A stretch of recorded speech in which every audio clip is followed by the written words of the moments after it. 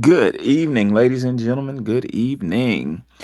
Well, after perusing the news lately, I've noticed that Tracie Ross has explicitly um, started to date young brothers, and I'm paraphrasing Stacy. I mean Tracy, excuse me. But she says something like she doesn't date men her age because they're toxically masculine.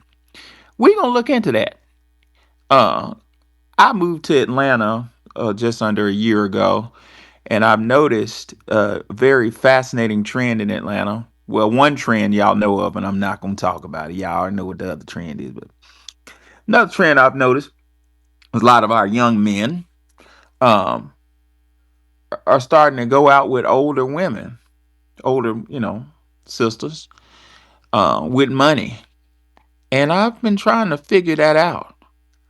Um, and I went looking through Dr. Welson's book again for about the 100th time. Every time I read Dr. Welson's book, I find something new. And I found it. So we're going to talk about that. Also, I have a question. Were gypsies were slaves? Were they? We're going to talk about that. And last but not least, are FBAs Israelites? We had a couple people in the space last night that wanted to claim that we were Israelites. I disagree with that for reasons that we're going to talk about shortly. But first and foremost, why is Tracie Ross, age 52, dating young niggas? Well, Dr. Welson gives a good explanation for that. We're going to walk with me through the ISIS papers, page 87, where Dr. Francis Cress Welsing, MD, said, quote, under the white supremacy slavery system, the identity of sex machines was imposed upon black males, especially as many hands were needed in the field for toil and labor. The many babies that were produced gave black males their most open avenue for at least a limited sense of manhood. Got it? Presently, with the birth control pills and with the pressure for population zero for non-whites, for all non-whites, the major goal, the major male ego support has also been taken away. With stop right there. That's deep as hell. I got to unpack that. That was deep. Now, this article was in 1973 or 74. I forget, one of those.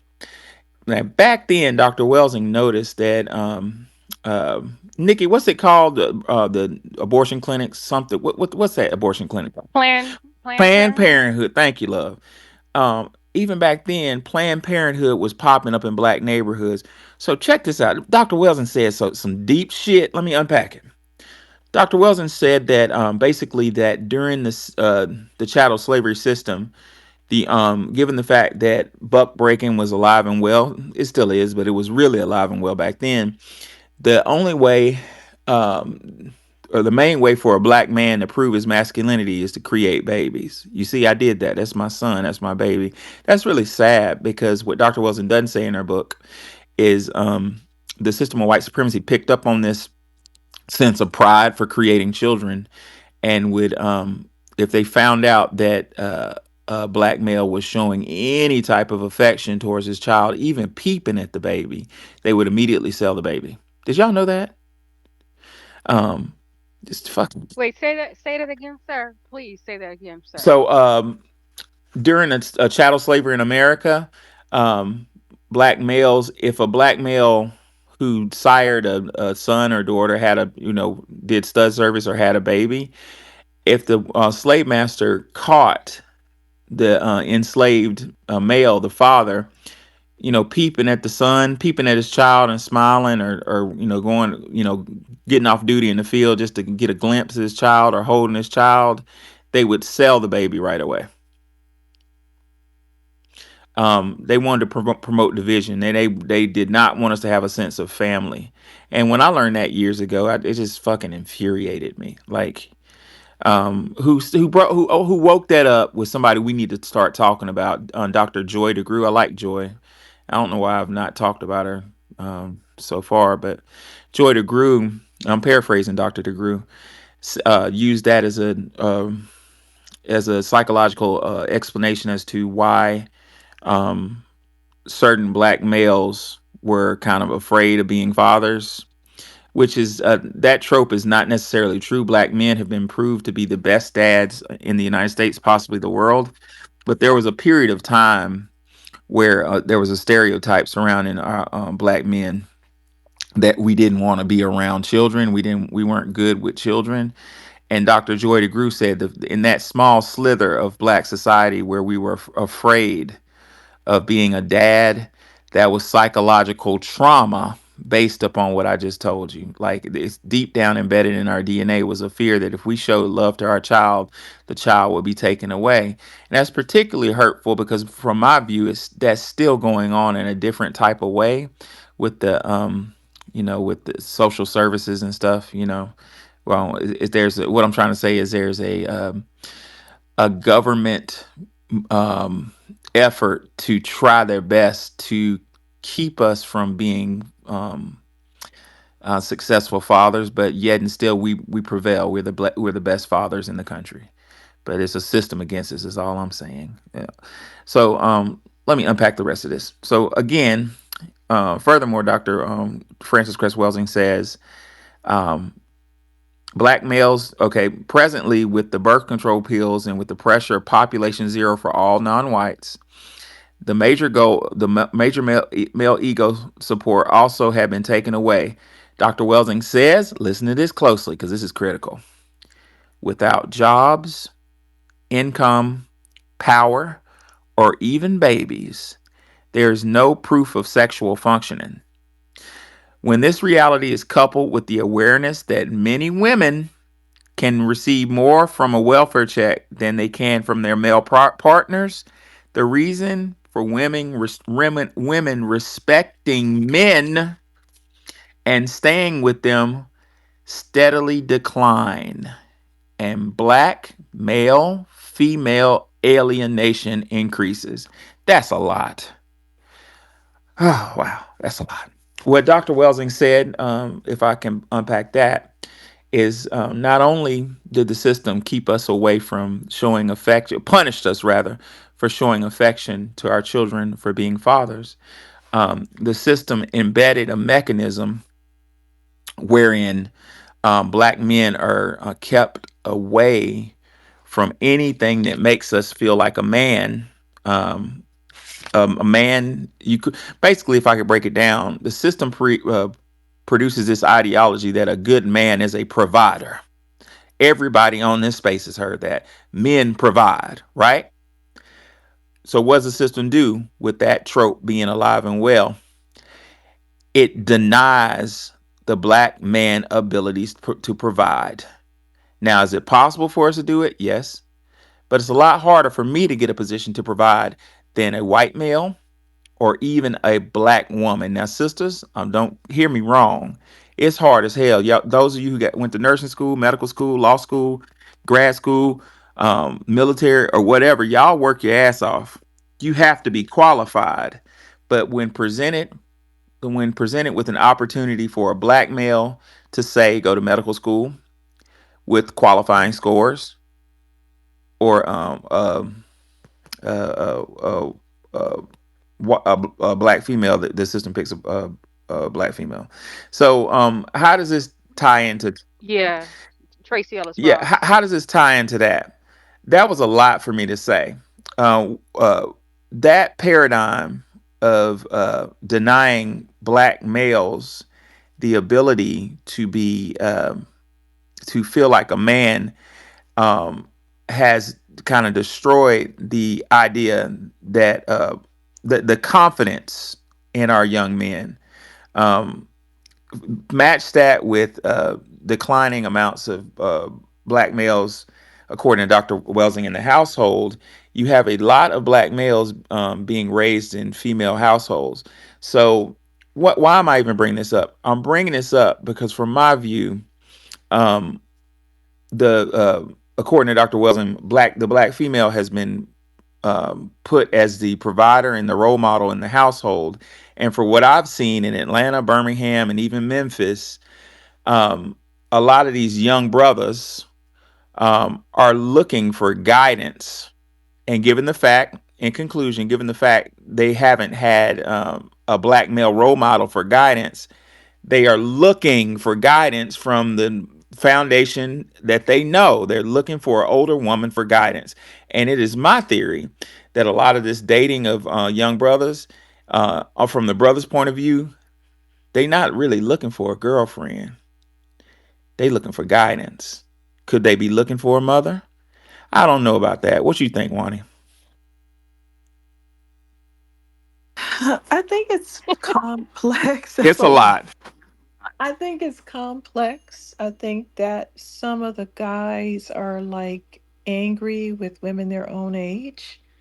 That is part of it. I hear a lot of things about the women are not mature enough. It could be that they just, I mean, the older woman is more settled. They could be looking for a mother. All that's all goes into this dynamic. Um, but I'm just, I don't like the way that she's framing it because she's doing that feminist bullshit about um, masculine, toxic males, and that just means males. There's nothing. What's the toxic part? You want them to be women, Exactly. okay? You're just mad because they're males. That's how it works. Men are men and women are women. They're not the same thing. If you want a man act like a woman, go get a girlfriend to hang out with. What are we talking about? They got that shit from Freud. Like I said on the other room, that's Freud's sexology babble. That's Freud's sexology babble that got turned into feminism. And all they do is sit around and criticize men. They're not a women's rights group. They're not about women's rights. What are they fighting for? They're just fighting men. They formed a group to fight men. They're the first incels. Okay? They're not fighting for women's rights. They just sit up and come up with little buzzwords like toxic masculinity. Men are men. That's the way it is. You can't fight nature. There's nothing you can do about it. Men are going to be masculine. And if you don't like it, too bad. Grow up. That's the way it is. It's like asking two rams to stop bumping horns in the woods. They're going to bump horns. They're going to be males. They have testosterone. That's the way it is. I don't know why these feminists are, well, I do know why. Because they want everybody to be gay. That's the entry level to lesbianism, criticizing men. That's why lesbians have been routinely kicked the hell out of feminist groups. Very, very publicly kicked out because they get in these groups, talk badly about men, criticize them, call them toxic, and convince everybody that they are, in fact, toxic. And I'm not sure, other than them trying to make everybody gay and make everybody the same gender or whatever their plan is, I'm not sure what else is driving it, but the dynamic, I don't like the power dynamic because obviously a 50-some-year-old woman with a bunch of money is in full control. And she's just not brave enough to have a real relationship with somebody. She's just looking for some, a dildo with feet, as my father would call him. It's just a dildo with feet.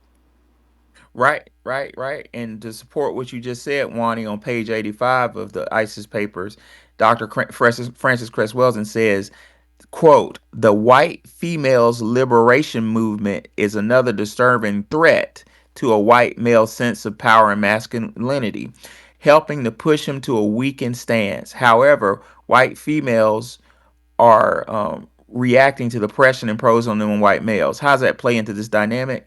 Well, black male masculine, and that's, I mean, what is a man supposed to be? Masculine. That's just what a man is. But basically, black male masculinity, for whatever reason, by the system of white supremacy, is looked at as a threat. So masculinity is suppressed. So basically, that people like Tracie Ross is justified under the system of white supremacy for. Her verbiage is justified when she say toxic masculinity. I don't want toxic masculinity. The system supports her, starts clapping, and gives her a TV show to say it in because the system of white supremacy is anti-black masculinity. But it's anti-masculinity period, like Wani said. But I would argue that the black male is seen as more masculine in a natural sense than the European male. So that's a Okay, so Y- how is she supposed to be a spokesperson for this when she's not the typical woman? Okay, how is she typical to talk about how men are acting? She should not have opened her dumbass mouth up on this topic. If you want to hump on some foreign dude and drag his dumbass around town, do it and shut the hell up. Why do they have to announce these things and make all these statements to put other men down, to boost up any to try to black out any criticisms against them? Just why do I have to know about who she's dating and why? Why is her mouth open? well. I Okay. go ahead, Nikki. Okay. So they need to make these announcements. Black women in particular who make statements like Tracie Ross and others, mostly celebrities or any black women trying to make videos online, they're trying to appear less intimidating, or I say less black. Hello, They are also trying to impress their white female air quotes counterparts. preach. They want acceptance and they want to keep whatever small amenities they are receiving by the system of white supremacy. So they'll just do and say anything they feel like they need to say because they know that they are hated because they are black. So they just like the the letter population. They'll put their status first and put their rainbow flag first. They they excuse me, I'm getting annoyed thinking about this. They want to impress these quote unquote feminist women. So they'll say anything, and some of them want to try and get a white man too. I'm not saying that Tracie Ellis Ross wants a white man because I've never. She may have been with a white man, but I've never seen her with one. But it may perhaps I didn't see it. But they all some of them also are auditioning to date a white man. So they go ahead, they just make these blatant statements to say, hey, I'm the safe Negro. I'm safe here. And as far as Wani talking about lesbians getting kicked out of feminist groups, a lot of them get kicked out of pro-black groups as well. A lot of them come into the pro-black groups and try to push that crap in there, and they gain a lot of enemies. We've had plenty in our circle. I'm not saying we are a pro-black group, we are a lineage, but we've had plenty. We know who they are in our circle who have caused problems and tried to push the black male hatred and have started arguments with black men around us. So we just have to understand that this is some type of that they are just looking for acceptance from the white community, and that's all this is. Nikki, you said it better than I could say it.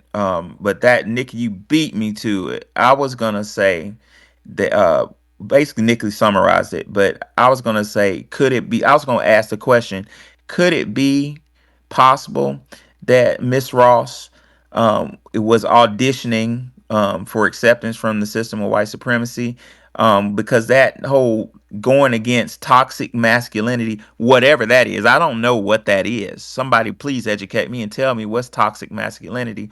But by her posturing that point, could she be posturing for acceptance by that, liberal um power structure to get a TV show or something? Y'all think I'm out of line for saying that, or do you think that's a possibility?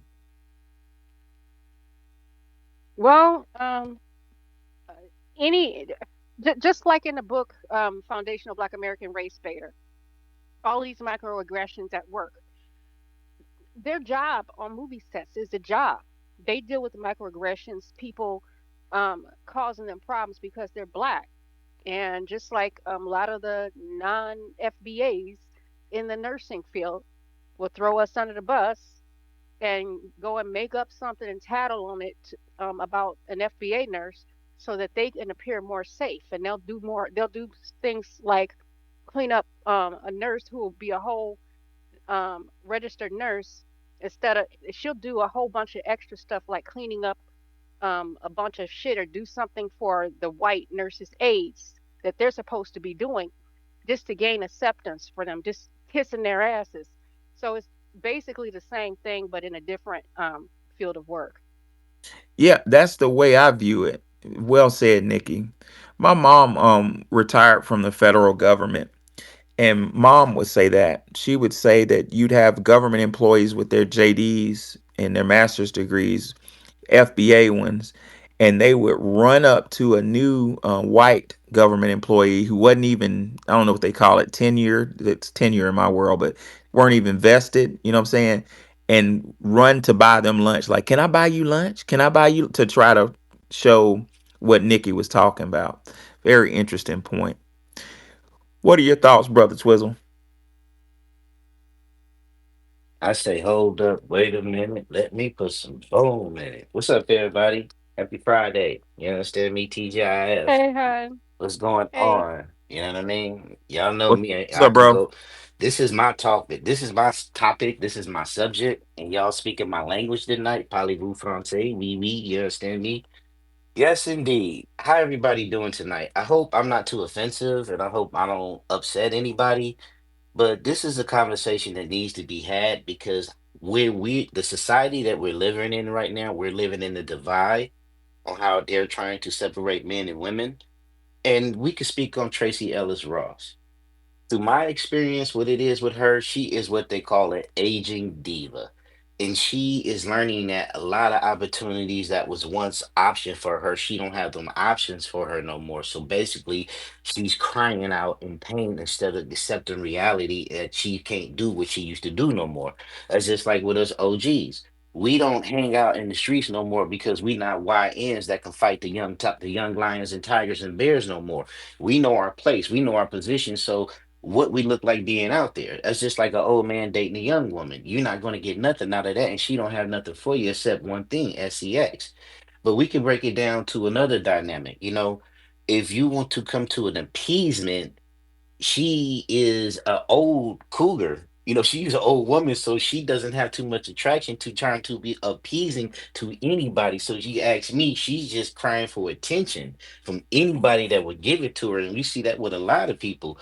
And then I see whenever something goes wrong or doesn't go their way, what do? They blame black men, a la Stacey Abrams. You know what I mean? Whenever they don't win or something go their way, Yes. it's black man fault, it's black man this, is black man that. But y'all was speaking on something that's really really serious, and I like what Lawani said. Wani said a key word: nature. We have to understand, by us being man, woman, human beings, we are still a part of this planet and we are still up under the laws of nature. And when it comes down to being a man, women can't teach men on how to be men. The laws of nature was once that man, that boy became of adolescence, if a man wasn't in the house, that boy was to be cast out into the world so he can be around men. That's the law of nature, and that's what I experienced, and I know a lot of young brothers experience. So when you hear the phrase "it takes a community to raise a child," that shit is true, because you got to understand. I was around in those days. I was around in those days in the late 70s and 80s when the social worker would come to your house, and if they saw a man's clothes, drawers, or anything, they would take the woman's housing, they would take the woman's children and put them in a foster care, and they would do the woman all kind of dirty to where she would make sure she would never have a man in that house again. I remember those days. I remember it was to the point to where my stepfather could never put clothes in his house. He had to live in the trunk. My stepfather was a sailor, so you know, old sailors they had what they call a foot locker. You know what I'm saying? And he had to live out his foot locker for like 5 years because if the social worker came in and saw a man's drawers or man anything, boom, they would take me and my sister and put us in foster care, and they would take my mother house, and she had to go live with somebody. That's what they was doing. So that's the main reason, one of the main reasons why black men weren't around in those houses back then. But shit, they would come up with every excuse in the world. Oh, he was a deadbeat. Oh, he was a drunk. He was doing this and that. But shit, it was black men that was trying because my dad, my stepfather, and my uncle, they were Vietnam veterans. And Sister Wani, remember how they treated the Vietnam veterans when they came home? Yeah. They treated them worse than pedophiles. They treated them worse than rapists. They had to hide that they was Vietnam veterans because if they found out they was Vietnam veterans, they couldn't get no job, they couldn't get no SSI, they couldn't get no GA, and they damn sure couldn't get housing because it wasn't no housing for men. They was giving it all to the single women with children. So when they talk about black men ain't shit, black men never been there, black men that, I'm a evidence, living evidence, because I was around in those days. You know what I'm saying? So that's bullshit. And then with these feminists and the letter people, they want to take away masculinity because they want to take away a man's greatest attribute and his greatest ability, his ability to fight, his attribute of power. And that's something that these some of these feminists and these butchers and these bulldaggers they don't have. They can act like a man, they can put themselves in a position as a man, and they can so-called they can carrying themselves as a man. But when it's time for that masculinity and that power and everything to stand out, they're gonna act like a woman. The first thing they're gonna say is, I am not a man. You know what I'm saying? And that's what we're in right now. So that's where it's men like me and Professor and other men here that's masculine and strong, that's straight bulls walking around here with their nuts swinging and hanging.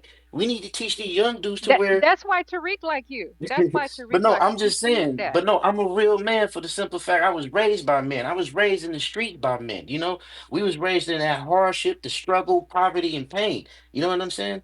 And we know your best teacher is experience, and the best you don't know it till you go through it. But one thing as a man, one thing you have to learn as a man is you don't have nobody.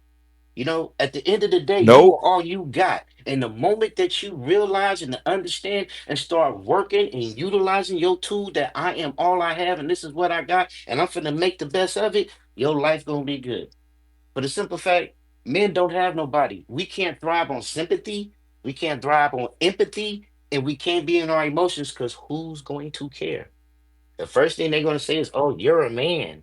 You're tough. You're masculine. You're strong. You're endurance. You can go through it, but shit, we have feelings and emotions too. And when we get cast down to that world to be alone, nobody care about how we feel. And nobody give a fuck about how we feel. We just got to suck it up, buckle up, and get out there. And what, Professor? We got to knuckle up. You know what I what mean? what Twizzle, that's how we were raised. And my I didn't have a dad in the house, but I had uncles that would beat the shit out of me and tell me what you just said. But I got a question for you, Twizzle. What do you think about this? Do you think that, given the fact a good portion of our young men are not being trained that way, you know what I'm saying, are being raised up in kind of like a safe type environment, do you think that's making them non self sufficient? Therefore, when they hit their 20s, they're looking for somebody to take care of them. Do you think that's on the rise? What I see that's on the rise is similar to what you said. A lot of these young dudes are looking for women to be their mamas. They're That's looking what for I'm dudes to be saying. their mamas because they don't know how to be a man to a woman. You know what I'm saying? See, we living in the generation of Generation X, the generation of men that's raised by women. My dad always told me this. He was like, "Boy, you lucky you got me." But he was like, in the projects, how many of your friends' dads at home? And I said, none. And he said, all your friends' mama hate your mama, huh? I said, yeah. How do you know? He said, because your mama the only one that got a man on the block. He's like, boy, you lucky. And as to Preach. this day, I really, really understand it, and I'm grateful that. And I've been on my knees, pray God every night, thankful for that, because all my partners that didn't have a dad in the house, them niggas are either drug addicts, rest in peace, or in prison right now. The ones that had dads, we are the ones that's working, maintaining our families, progressing, and we're building because we were taught through other people' experiences. You know what I mean? Like right now, I still have my uncle in my life. He's 84 years old, and he's the only man I listen to. You know, I may be this, I may be that, but when he tell me, "Hey, shut the fuck up," I listen. You know, he always tell me, "Boy, I been your age, you ain't been mine." His main rule is this: God bless the child that has his own. As long as you got yours, you don't need nobody else. He always tell me that every day. Jasper, Texas, born 1941. You know what I'm saying? He tell me this all the time. But yet, it all revert back to this: men need men. We all need men. You know what I'm saying? And even if you don't have a father or nothing, you have to get out into that world and get up under an OG. You know what I mean? Get up under an older man and learn from him. And being that's like your apprenticeship, because one thing about OGs don't have that strength to pull what they're used to. That's why we need the young bulls. And if the young bulls come with their strength, we give the young bulls our OG knowledge. That's the law of nature, bro. And that's the law of throughout everything, every living being that's out there. That's the law of nature to where that young dude's to be cast out, because women, they can only maintain a male child for so far. Other than that, their job is done. They raised him to adulthood. He has to go out there and learn how to be a man. And it ain't for everybody. And as my dad always said, the streets don't give a fuck about nobody. Anytime somebody don't want to listen, let them go. Let the streets whoop their ass. I guarantee you, they're gonna come back humbling, bowing down, and grateful and appreciative then. You know what I mean? Shout out to everybody, man. Happy Friday. I don't want to go on and on, but this is my topic. I was raised on this. And as I'm older right now, I'm living everything my dad always said. He used to always tell me this shit, and I never paid him attention. But as I got older and became a man and start living this shit and experience this shit, he was right. And his words helped guide me through a lot of this shit. That's why I'm still here right now. I just made 51 Wednesday, and there's a lot of my partners that ain't alive right now. You know what I'm saying? And I'm grateful as hell. So shout out to everybody. Shout out to the black men. Shout out to my black queens. And all praises due to the godmother, Sister Wani. I love you with all my heart, Queen. Shout out to y'all. Appreciate you, Twizzle. We're gonna go ahead and go to Kush. I was Oh, going go to ahead, say Wani. something. The reason that we have mixed results with women raising sons is because every family dynamic is different. Some of them have some, brothers or grandfather or something around, and that helps. But I want people to think about this. A lot of these wealthy white men are raised by just women. What am I talking about? They're nannies. They're nannies. And then they get sent over to boarding schools with no parents and some, house mother. They have and when I say raised, I mean they don't see their parents. A lot of these children have killed their parents. And that was the theme of the trial. Well, I didn't even know them. They dumped me off at the at the boarding school and the nanny was picking me up. I don't even know these people. And then they want That's to sad, boss but me it's around true. later. Yeah, that's sad, but it's true. This is a situation with a lot of very wealthy men. And they don't turn out well either, do they? Yeah, no I cap. mean, I just wanted to add this one note. Uh, some of the oldest traditions, eh, sorry about the noise, in the world, they have a lot of mothering at the beginning of the child's life. And at a certain time, around puberty, they start to push them toward male activity. So they go to learn to hunt, they go to whatever it is, all over the world. All the cultures came up with this system. They go hang out primarily with men and they learn to be a man in that way. And then they come back to the general population and become husbands. So there is a process for creating men. That's the Yep. law of nature, Sister Wani. That is the law of nature right there. And that's throughout every living being, every animal, humanoid, everything that runs in a group, pack of society. That's how it is. Go ahead, Professor. Oh, I was just gonna say what Wani said is just so absolutely true.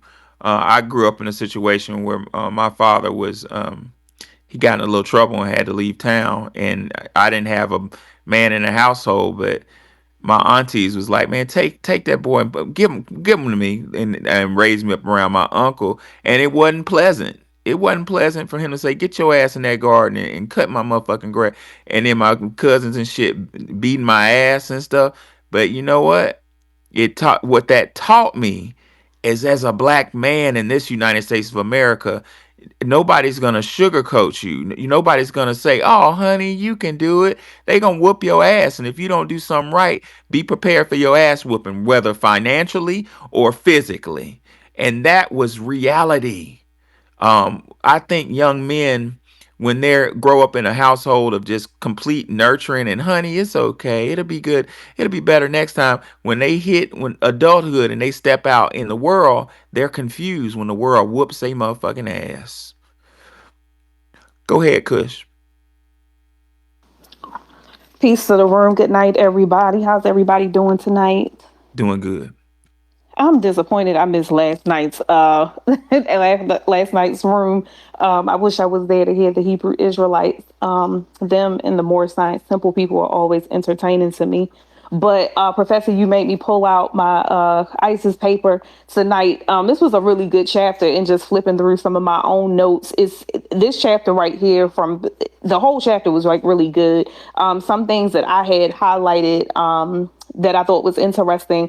Uh, to the topic, but also not, something that Dr. Frances Cress Welsing said on page 84, paragraph 3. She said that from the white male perspective is the fact that he is dominated genetically by all black and other non-white females. So that's something that I thought was interesting for her to say, that from their perspective, consciously or subconsciously, we're even more, we black females or melanated females are dominating the white male, which is interesting. But something else that I was reading on page 87 when you started off, Dr. Frances Cress Welsing was talking about the family, and she said that she has two definitions, or she's very specific about being using the terminology family versus survival unit, because they're not the same thing. And so she was saying that a family by definition is a social institution that functions to support maximal development and protection of the young, whereas black people and other non-whites are not to be developed maximally. So therefore we are put in situations where we have survival units. And I always say to people that, and this is not to get on or to bash interracial relationships or whatever, but I always kind of felt like interracial relationships and biracial children were always kind of like a social experiment to some extent to create further a survival unit, but not necessarily create a family, and to impact the nuclear black family, if you will. But moving to the topic about Tracie Ellis Ross talking about the toxic masculinity, I shy away from using the term toxic masculinity, because to me it appears, this is just from my experiences, that a lot of males are actually there's an imbalance where their masculinity is now being pushed lower, and they're now displaying toxic feminine traits. So not only are they imbalanced as far as femininity is concerned, but they are displaying the negative traits of femininity. So when we talk about sassy men, or we talk about males that are effeminate and things like that, I think that that may have been what Tracie Ellis Ross was talking about. And I'm only saying this based off of some of the things that I have personally seen. I have seen men where it appears that we're both competing for the same space, which is a feminine space. And I don't want to compete with a male who is behaving in a feminine way, whether it's a Trying to positive, look cuter than you. not, and it's not even about the physical, it's about the conversation, it's about the behaviors, it's certain things that are feminine, and it's a turnoff. And because I'm not a lesbian, I'm not attracted to a man who's behaving femininely. And as a woman gets older, it's like there are just fewer and fewer things that you're willing to tolerate. And it's fewer and fewer things that you're willing to have repetitive conversations about. So again, I don't agree that being with a younger man is the answer, because I actually had recently a young man walk up to me and he was like, excuse me, how old are you? And I told him how old I was. And he said, oh, dang, never mind. And so I said, well, how old did you think I was? And he said, I thought she was like maybe in your late 20s, maybe 29, about to turn 30. I said, no. But thank you. Have a good day. And I went on about my business. And when I looked at the young man, he didn't look like he was in his late 20s. He looked like he may have been in his early 20s to maybe mid 20s. And for him to think that, oh, let me see if I can approach a woman who may be pushing 30, I think some of that was probably because he looked maybe interested in older women genuinely. But I do think a lot of these younger guys are looking for females that they feel older women are less emotionally unstable. A lot of these young females are very unstable. It's a lot that goes with it. So I think that that plays a role just from my observation. But I will say this, the last thing, and then I'll land my plane. Something that Twizzle said actually kind of bothered me. Not me personally, but it made me sad to hear. And I do find it sad to hear when men feel like they cannot express their emotions in a healthy way. And I believe that that is a problem. And that may be, again, what some women may see as toxic masculinity. But I will say this, I believe that a mother is a child's first teacher, the daughter or the son. She's the first teacher. So if a woman is not teaching her children emotional intelligence from a very early age, when men become older, them not having a way to express their emotions in a safe way and not lashing out and not hurting people and creating toxic environments. And as I said, that goes for both daughters and sons. When people have not learned emotional intelligence, that is key to a lot of why a lot of relationships don't work, and people figure it out later on. And it's like, if we're all figuring this out at different times, if let's hypothetically say I'm 48 and I meet a man who's 52 and I'm figuring it out, but that man still don't got it. He, in my opinion, at this point in time, I don't have time to wait for that 52-year-old man to get it. So I think that that's the part too, as to why people sometimes say they call it toxic masculinity. But I wouldn't necessarily say that. I would just say that some people, when it comes to their emotional intelligence, they really are very, very, very far behind the curve. And it's not just based on skin color or ethnicity. It's just a people thing. That's just not something that people have developed. It's just in the past, people have just, especially when it comes to boys, just suck it up. You got to be a man. You got to be tough.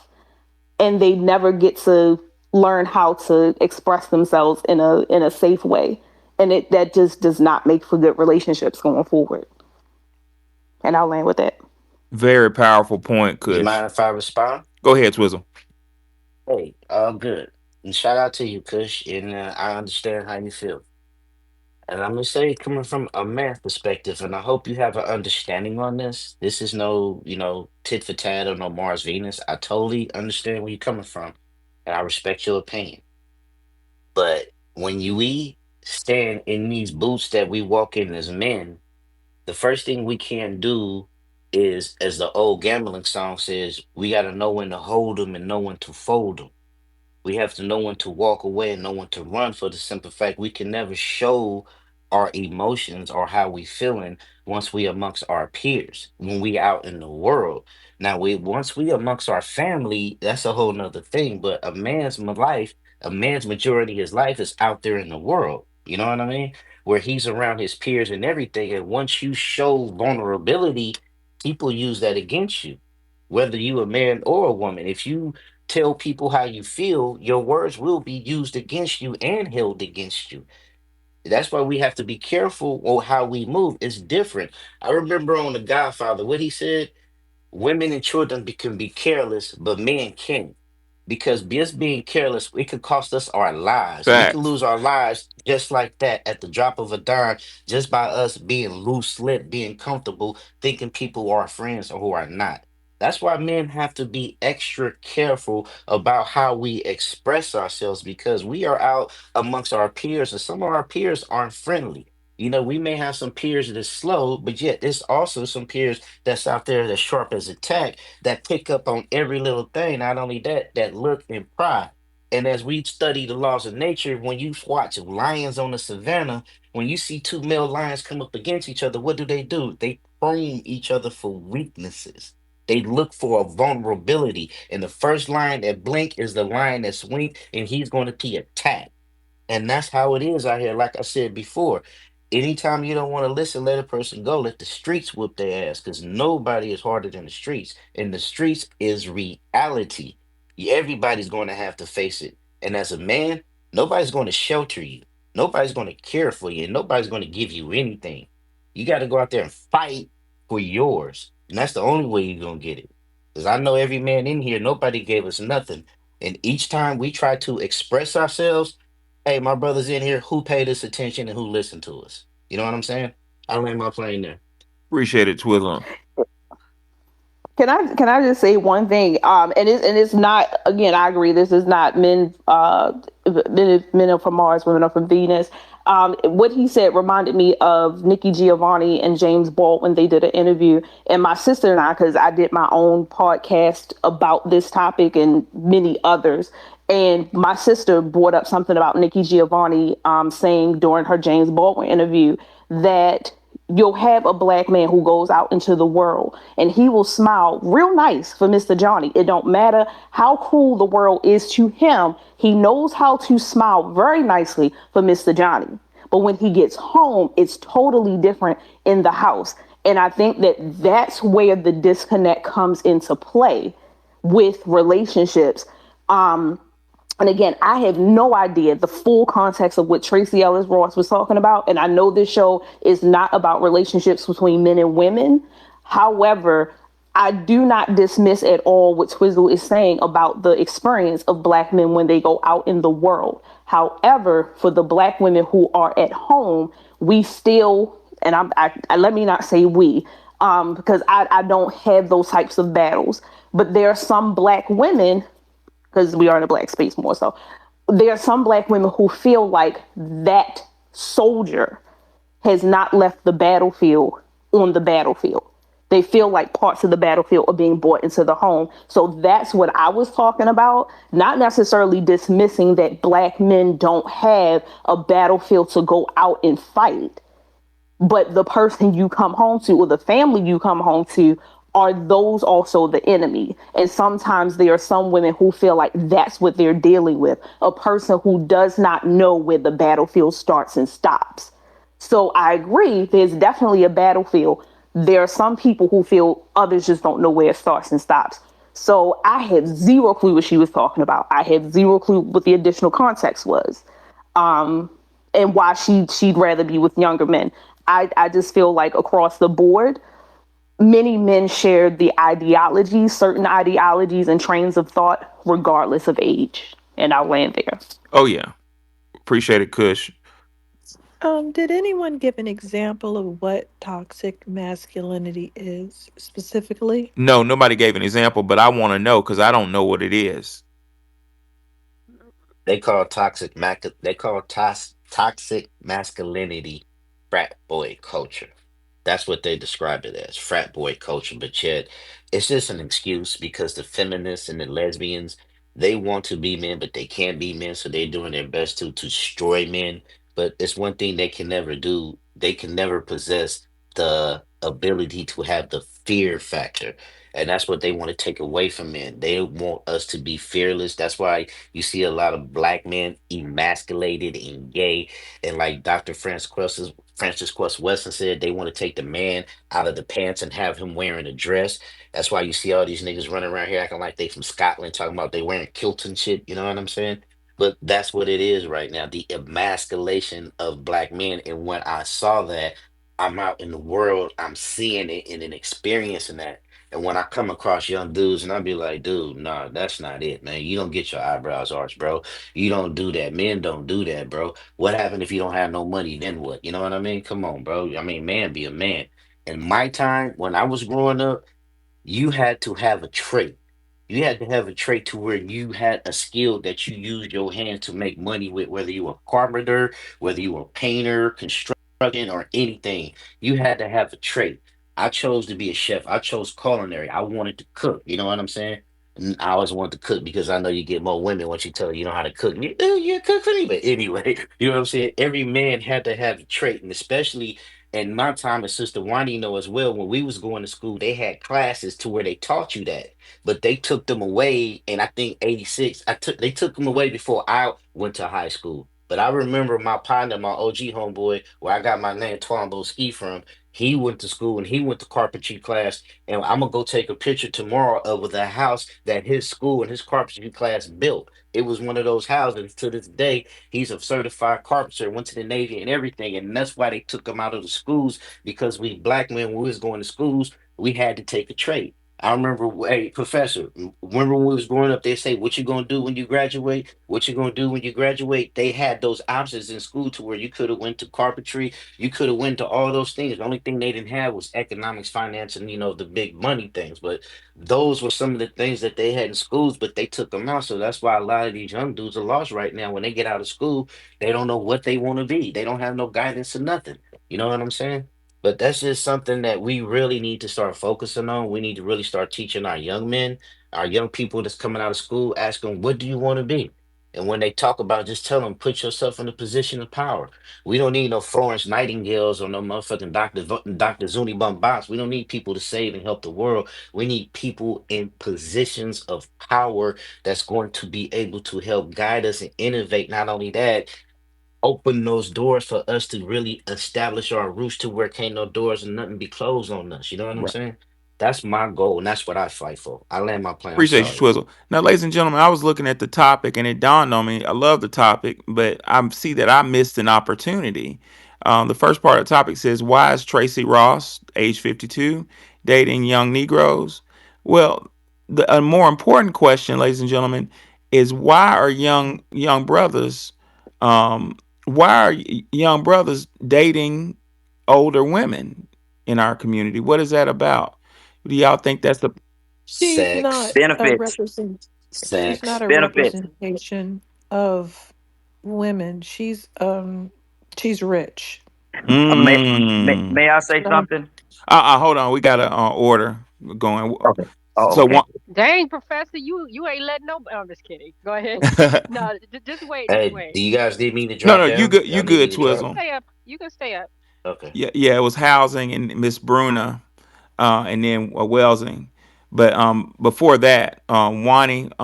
So if I'm hearing you right, you remember the dynamic you were talking about how white men are looked at as an institution. Is Yes. that kind of the same thing? Yeah. Could you break that In down her for us? case. In her case, yes. Just like when they have those parties and they bring those white women over to the football players, they are all looked at as money making institutions. Just like they look at white men. They don't like any of these people. They just want to hook up with someone who's going to produce cash. And she has a lot of money, old money, deep money. Isn't her father rich? Yes, I Oh think he yeah. is. So therefore, she shouldn't be speaking on this, to be honest. She should just get her dildo with feet and go on somewhere and shut up and stop talking about toxic masculinity. She can buy men. Well, What are you talking about? Wani, that One, oh, go ahead. Sorry. yeah, Wani, that's very fascinating because that's what I thought. And if that is true, that fits into what Dr. Welsing was saying about our brothers not being the not having a that, and I'm not blaming us, it's systematic. The system taking the men out of the household because like Twizzle was alluding, um, men are built. You're trained to be a man. You're trained to hey, get your shit together and have your like man. I used to love Juvenile back in the late '90s, early 2000s. The rapper Juvenile said, "My daddy said you ain't shit without an occupation. Like you're not a man unless you can pay your own goddamn bills." So since that element has been taken away from our young brothers, they're looking for somebody. It's kind of hard for me to articulate this, Wani, but they're. Let me add this. Those things that we're saying that men need from men, daughters need the same thing. Uh oh, tell us more about that. Uh, they can't be treated like little princesses. They have to have the same life training as men. That's why they need a father. We need a father and a mother, both genders. We don't have men being raised by just men. That doesn't work either. Hmm. We don't have women raising just daughters. That doesn't work either. They need to see a balance. Right. They need to see a balance. That's why they created the system the way it did. We can't question the system. Males and females work together. Period. You cannot divide them. You can just can't say, "Oh, the men just need a father." Everybody needs a father. Girls Hmm. need a father. I followed my father all around the house. I was focused on him more. Most of my personality traits are like my father. So I needed a father, didn't I? Yeah. Right. We need fathers, mothers, and fathers. Wow. Well, now that you put it that way, it makes the system of white supremacy even that more insidious because taking one sex out of the household creates an imbalance for both the children. So you have young men that don't know how to act like a young man, and you have young women who are not, from if I understood you correctly, have lack of discipline. And in conclusion, that kind of makes me wonder if the whole sexy red ism um is there because there wasn't a daddy in the house to say, get your goddamn ass back in that house and put some, you know what I'm saying? You need that. That's very interesting, Wani. We're gonna go to housing and then to Miss Bruna. Go ahead, housing. Shout out to everybody in the room, Professor Wani, Nikki, everybody. Tracy Ellis. Her father is white, Shabastin. He's worth like 50 million. You have to be mindful about, you know, where she was at when she held that conversation. She was on Michelle Obama's podcast, and what they're doing, they black men bashers. Hello. She's famous for that. Uh, Michelle Obama is famous for bashing black men. So they get these people on here, Tracy Ellison. She's bashing men. Nobody want anybody that's her age don't really want her. What they gonna do with her? T Professor Black Truth just hold a podcast about that. You run around here chasing young boys. For what? No, you ain't in no relationship. Nobody don't want you. Now when it comes to the young guys interacting with females, you know, it's a system. I'm gonna keep it on Black America. It's a system in play that they work diligently to separate us at all times, on all levels, from kindergarten all the way up. They practice this, and if you notice, all the talk shows talk about toxic, toxic men. They only gave black men. They give black men that label. A white guy could do what he want. Oh, he's just having fun. It's labels for black men. And a lot of females, black females, falls for this. They listen to these talk shows, they listen to these radios, stations, they listen to these podcasts. They just bashing black men at all times. In the community, you got the girl want to be a man and the boy want to be a girl. Teenagers, Atlanta, New York, anywhere you go to, they flipping the script, and we're being attacked on all levels.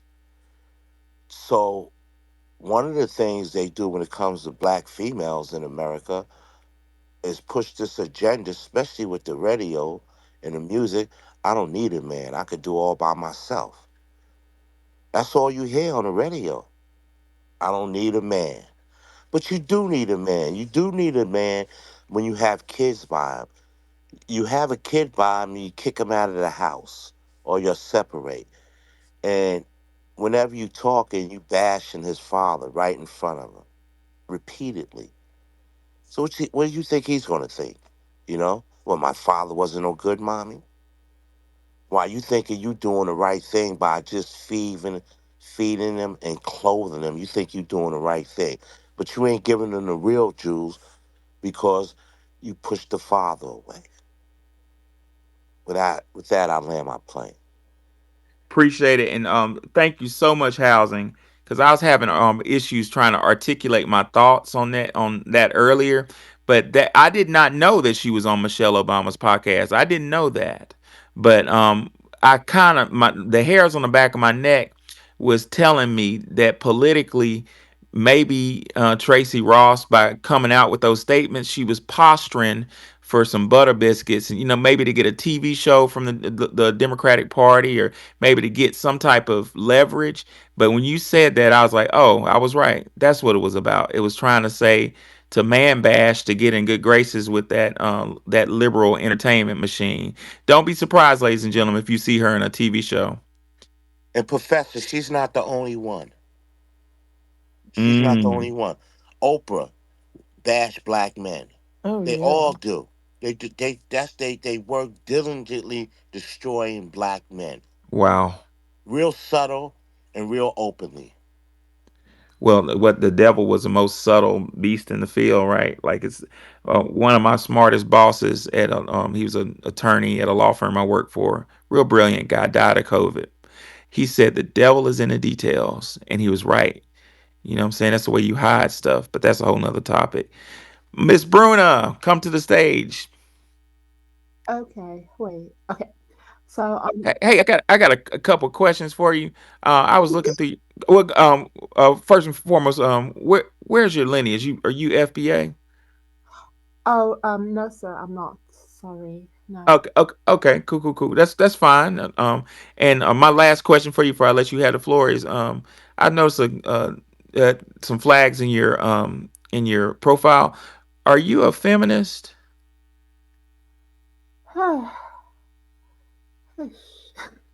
Why the Okay. pausing? Stand Okay. on your bullshit. Okay. How do I explain this? Um, because Oh my the thing God. is, yes. Okay. Okay. Let me just say, yes, I am a feminist, but Okay, that doesn't mean I hate. Okay, what is that? Okay. Okay. And I just want to also greet you as well, Miss Wani. I've not seen you in a long time. I just want to say hello to you as well. Hi. And I wanted to say as well, thing what you call it, people were talking about the toxic masculinity thing. Like for me, my definition, I don't think that, like for example, I I just don't like the attacks on men. Like for example, I don't feel like men should be told that they shouldn't be masculine. Like me personally, even though I'm a post-op transgender woman, I actually like men being masculine. Like Are you really in a position to have this conversation? oh gosh. How can you be a feminist? Oh my God. Because I'm an advocate. No, there's only two genders. Oh gosh, Miss Any Jeez. actual female feminists want to come up? Oh gosh. Hmm. Am I being mean? Well, good, because that's what I'm trying to do. Miss Miss Wani, why are you doing this? Why? I just want you Why? a person, really. I feel like you're misrepresenting. You're doing something very insidious and deceptive, and you're trying to be sweet so that people won't jump up your ass. What am I doing? Okay? Miss You're lying. lying about what? You're a lying Decepticon. Miss Wani, what am I lying about? We want a we want to speak to a woman who's a feminist, not a man. Miss Wani, why are you calling me that? Like, Because you're a man? seriously? Yes. Yes, you are. I actually thought you were a nice person. I didn't think you were like this. I am nice, but you are a man. If you were to die today and they did an autopsy, they would be doing an autopsy on a man. Oh, Jesus. Why are you living in an altered reality and expecting me to go along with it? Now, I don't care what you do personally, but you're not going to make me do it. I'm not asking you to have. You I'm are. not. You're up here. I'm You're not asking pretending you to to be have a sex with woman. me. You're talking about feminism. You're taking deep breaths. And then I remembered. Remember what? Like, what did you remember? You're a guy. You're a guy. Miss Wani, why are you? Giselle. Well, why should wait? Why should we listen to anybody talk about feminism when feminists can't even define what a woman is anymore? You guys, why are you doing this? Like, Your really? country has decided that there's no such thing as trans. Aren't you in the UK? Oh gosh, Miss You don't Wani. exist. And we're hoping that you can't exist over in the United States if we get this country back on the road. Oh gosh. Can I just tap in right quick and say that if we want to have a good faith argument or a good faith discussion, I did, Professor, add the definition of just from online, the definition of toxic masculinity and a couple of examples. I dropped it in a purple pill, but it just didn't drop up to the go to the jumbotron. So for us that want to have a good faith conversation, aside from Bruna, or whatever, we can work off of that. The flow was going good until they came, this thing came in. The flow was beautiful. Oh, oh, Don't stop the flow. yeah, I appreciate it. I was looking for it, and I had the mute button on, but I'm my jumbotron is acting a fool. I don't see it yet. When it shows up, I'm gonna post it because I really want to know what that is. I've been hearing toxic masculinity. I've had a fucking Well, it just got on the stage. I've had a family member. That's toxic masculinity. Pretending to be a woman and getting throwing monkey wrenches into the conversation, and now I'm pissed. Exactly. That is a, you know what? Wani, you were looking for the definition and you got the answer. That's it right there. And at the end of the day, there is no one, if you haven't bled between your legs for 40 plus, you can't tell me what it's like to be a woman. I don't care how many deep breaths you take. And I land with that. But I want to say other things, but I'll land with that, Wani. I just wanted to, I interjected. I'm sorry. Mhm. Yeah, yeah, yeah. We need to get clear on, clear on this on definitions. And I've had I'm not going to specify who it is, but a really close family member dismissed me because I was toxically masculine. Now y'all have known me about a year. Am I toxically masculine? You know, I think we need some clear. There's no such thing. There's just no such thing as toxic masculinity. It's not true. Toxic Now, masculinity, the whole word and the whole term is a lie. Yeah, you know, some man mentioned that, and some bimbos ran off with the word. I forget the series of events. I'm going to try to look it up. But it's not even coined in that way. It's just some dumb feminists running around, flapping their gums, mad at men, trying to suppress male energy.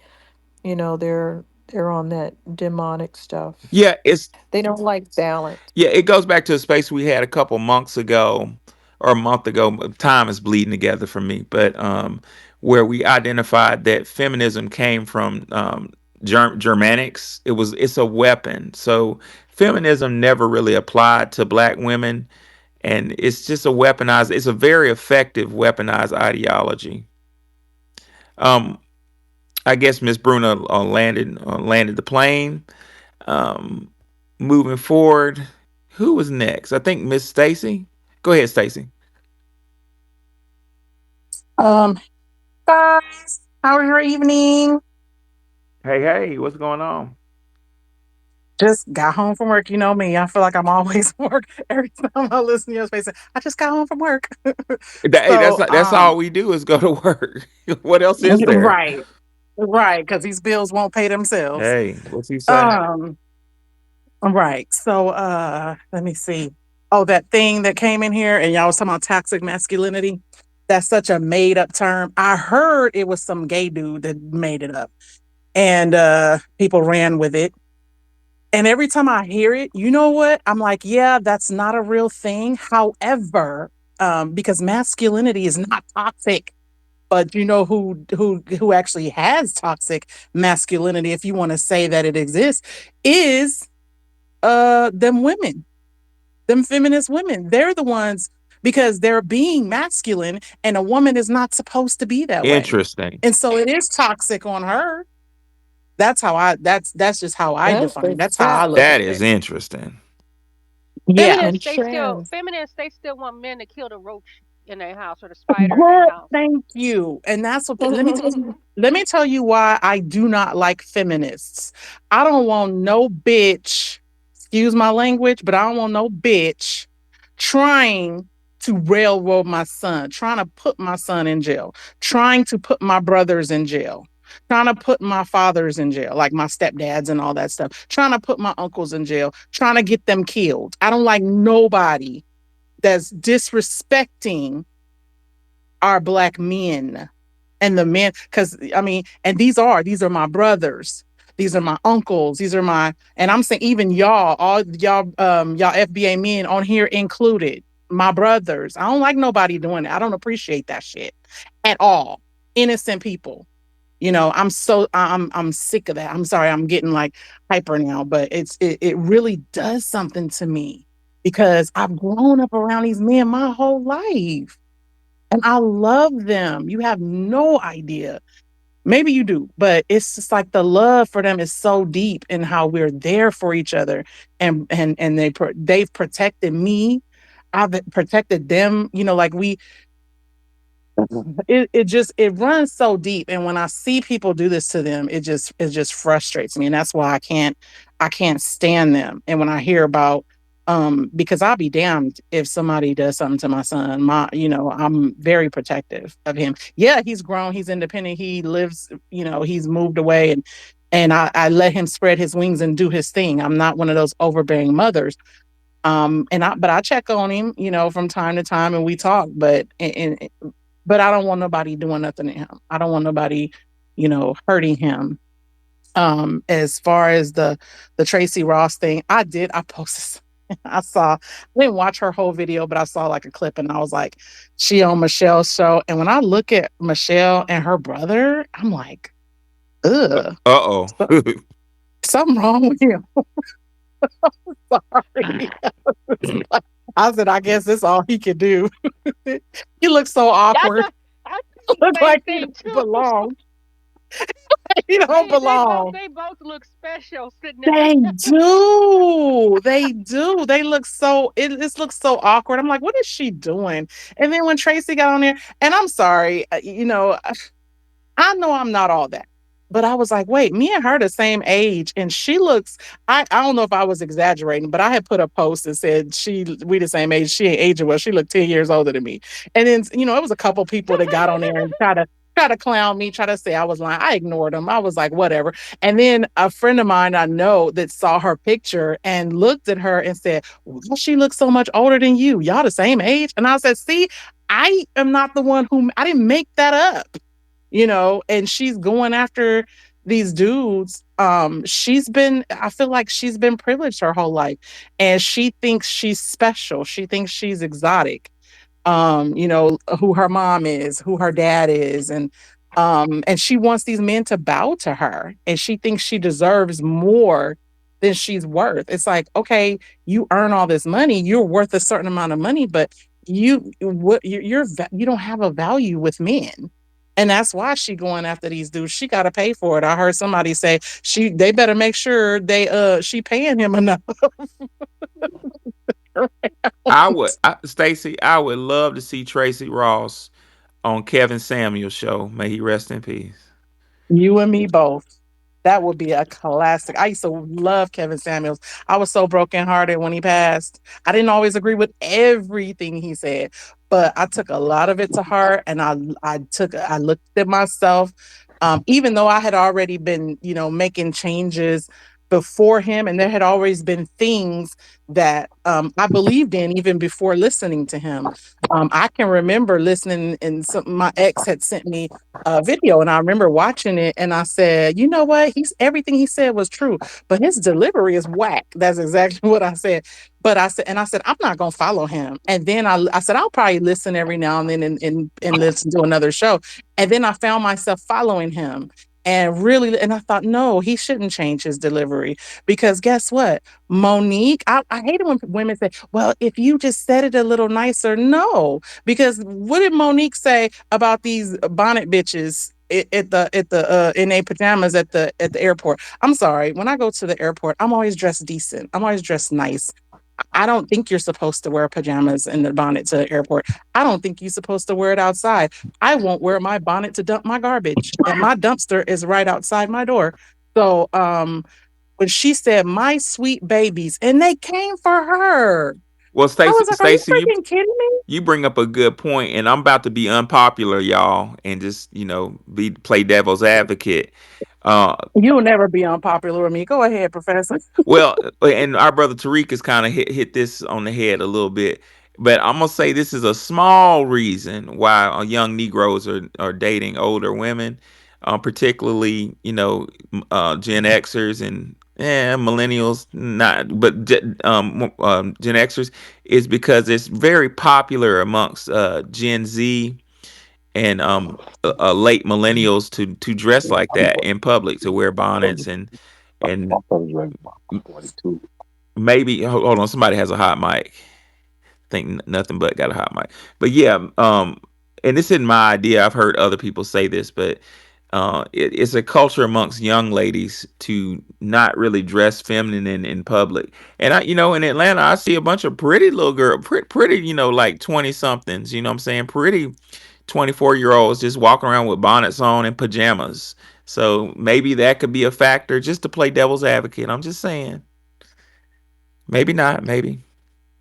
I never trust I posted when I was on Facebook a few years ago. I posted something on Facebook, and it's because I was at work and I seen this girl with a bonnet on, and something just hit me, and I said, never trust a female who walks outside with a bonnet on, like in public, like shopping. I could see if you had to run somewhere real quick and you just went in, you run to the gas station, you came right back, or I mean, I remember ladies going to the laundromat in curlers sometimes when I lived in LA as a kid, but they were just going, they were doing chores and they were going home because they were getting ready. But these heifers in these bonnets and pajamas and house shoes and just literally out for the day. It's like you'll dress up to go turn up at the club, but you come out and just be out all day long dressed like that. And I always said, never trust a female in a bonnet. She's not your friend. Right on. And when I found it on it, I said it's the reason why is because number one, if she don't care about how she presents herself in public,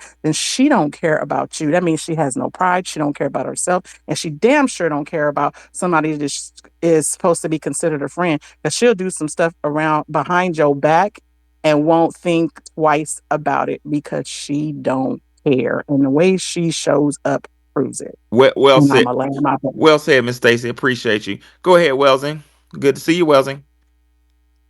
Hi, good to see everybody. Hope everyone is doing well.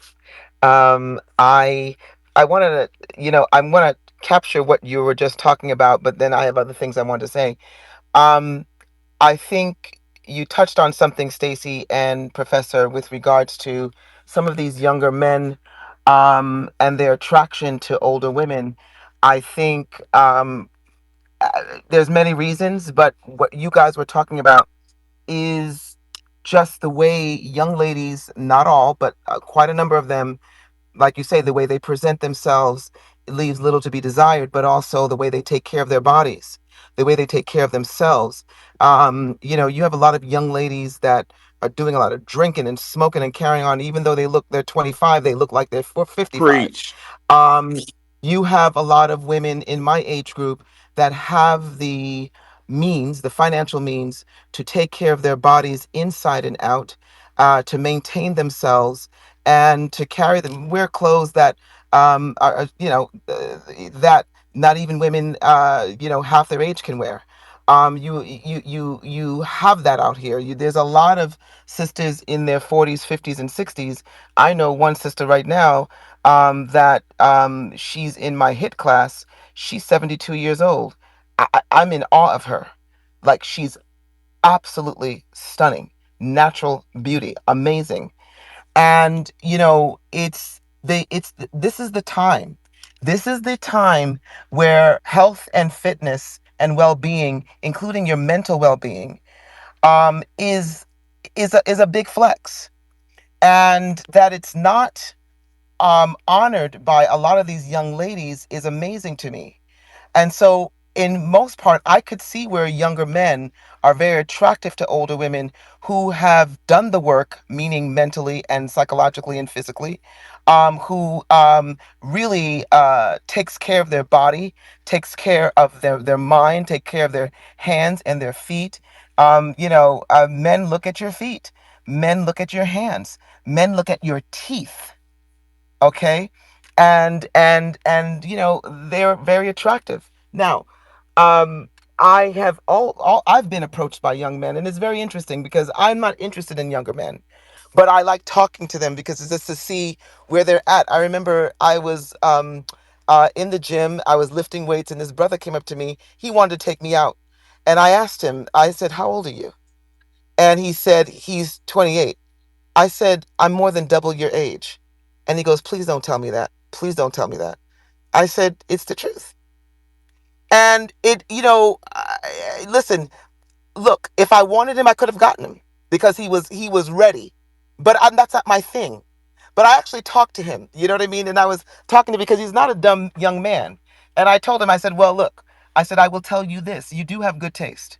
You do have good taste in women, but you need to find that woman your age group.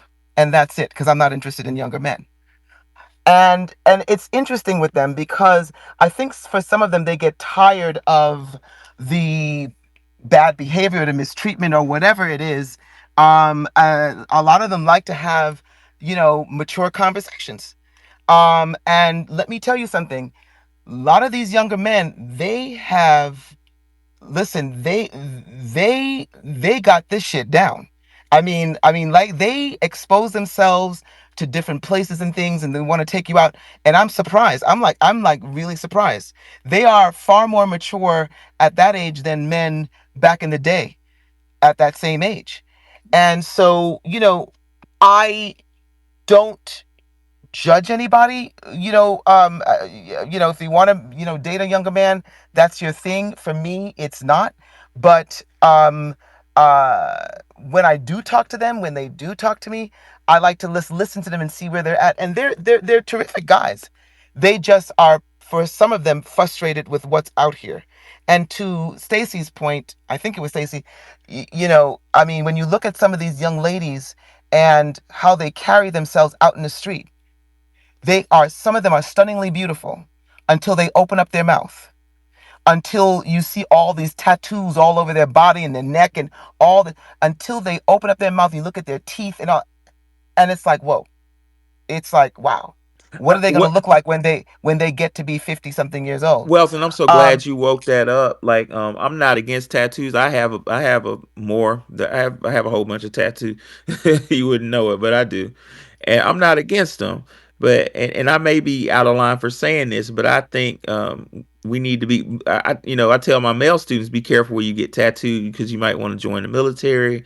You know what I'm saying? But I think, and this may be not fair for me to say, but it's really how I feel as a man. I feel that women need to be careful where they get I think certain places Absolutely. is masculine for you to have a tattoo. Oh, no doubt about it. I mean, for me, there is nothing like natural glowing skin. There's nothing like natural everything, and that it's your diet, it is your breath, it is your hands and feet, it is what you wear. I like to wear a lot of dresses. I wasn't somebody that wears pants. I'm not a pants person, and the feminine part, like, there's just this lack of training when it comes to you know being a young lady and being a woman. smelling good. You need, there's a signature perfumes that a woman should identify with, that when a man walks into a room, he knows you were there. There's just certain things that must be done so that a man can remember you. And so, that's all. It's almost like it's almost gone. Anyway, back to Tracy, as I want to make a comment on that. Tracy Ross. Well, her father is white, and so I don't know if that means anything, but I don't understand. I thought she was a lesbian, to be quite honest with you. I'm thinking that this young man is her beard. I just I agree never. with you. I agree with you Yeah, on I that. I Well, I, that's I the just ones think that do this. The lesbians are the ones exactly, that Wani, do because this. you were, So and that was what I wanted to talk to you, because you touched on it kind of early in the conversation, and it's like circling back. I'm like, I think Wani's onto something. I mean, because I always thought she was gay, so I think this is just a Jedi mind trick, for something else that she wants, and maybe it's a show on this particular topic or whatever it is. But I don't trust her on anything she has to say, because I think she walks. I think she's gay. And I think this is just, a play. And I'm telling you, rearing children today, it's not for the fainted heart. If you really have an interest in raising your child and protecting them, and but raising them with a healthy mind and spirit, this, all of this is just way too much. Because, I look at some of these young ladies that are absolutely stunning, gorgeous, and they're lesbians. And I'm wondering, like, did something happen to you? I mean, I don't know. I don't know. And but it's just very frustrating to see how black men are dumped on. I will tell you a very long story in short frame. I came from a loving black man, an Aries man. Juan was his name. And this man, as a little girl, and I will share this, and some people might have heard this in another room. But there was a time in my family's life back in the early 70s where financially things were very tough. And he had a wife that wanted to be a nurse. He had 3 babies. And he had stores that he owned, and he was running and paying people's salary and stuff like that. Things were rough. And I remember, just as a little girl, there was a pattern. Pizza was something that we would have every once in a while, which was a major treat. Having pizza was like a huge thing. But we were having pizza every day for like 2 weeks. And, in the beginning, I remember thinking, oh my God, pizza. But then I wondered what was going on. But I didn't know, because I wasn't as, sophisticated to know. I was a little girl. And I would see, my father bring home pizza for his 3 kids to eat. And then he would just sit there and drink tea. And I remember asking him, did he want a bite of my pizza? And he says, no, I just want to see you kids eat. Well, I realized later on that my father wasn't eating for 2 weeks because things were so tough that he was putting his wife through college. He was feeding us, paying the rent, paying salaries, keeping a roof over everybody's head. And he went hungry for us. I will never forget that for the rest of my life. And anybody, because my father is Cuban, want to put my father down, I will say, fuck you, and I will fight you to the very end. Because I know what my father did for his family as a jet black man. That came from the loins of love, a man that would starve for his family. So any black man, whether he is a black American or not, when I see you, I see love. I see sacrifice. I see strength. I see a spirit. Nobody can tell me about the love of a black man because I had it with my father. So when these women come in here talking this bullshit about this toxic maxim, whatever the fuck it is, and all this shit that they want to say about black men and treat black men as if they're not human beings, as if they don't deserve to have the first plate at the table, because my mother always served my father first. Like, I don't care how successful you are as a black woman. When you come home to a black man who is your king, you better fucking treat him like one. And when you go through that door, you better make sure that you are subservient to him and feminine with him And even if you don't feel like making love to him, you better do it because he needs it. And so I'm just like, I'm so tired of this shit because this is a plan. This is all a Yes. plan to divide black women and black men. I should not be so happy seeing a black couple pushing a child. It should be so normal for me. I find myself There's a saying, feminist watching, listening to you that went off with your head rustling. I don't give a fuck. I should not have to be happy seeing a black couple with their children. It should be just normal every day, like I'm breathing.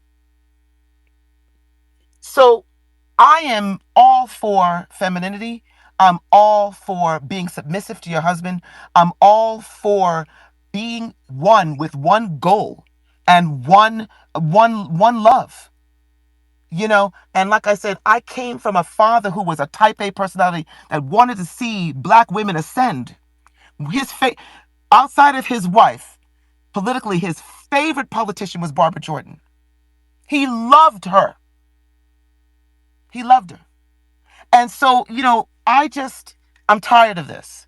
And I'm tired of this narrative about black men. And W- I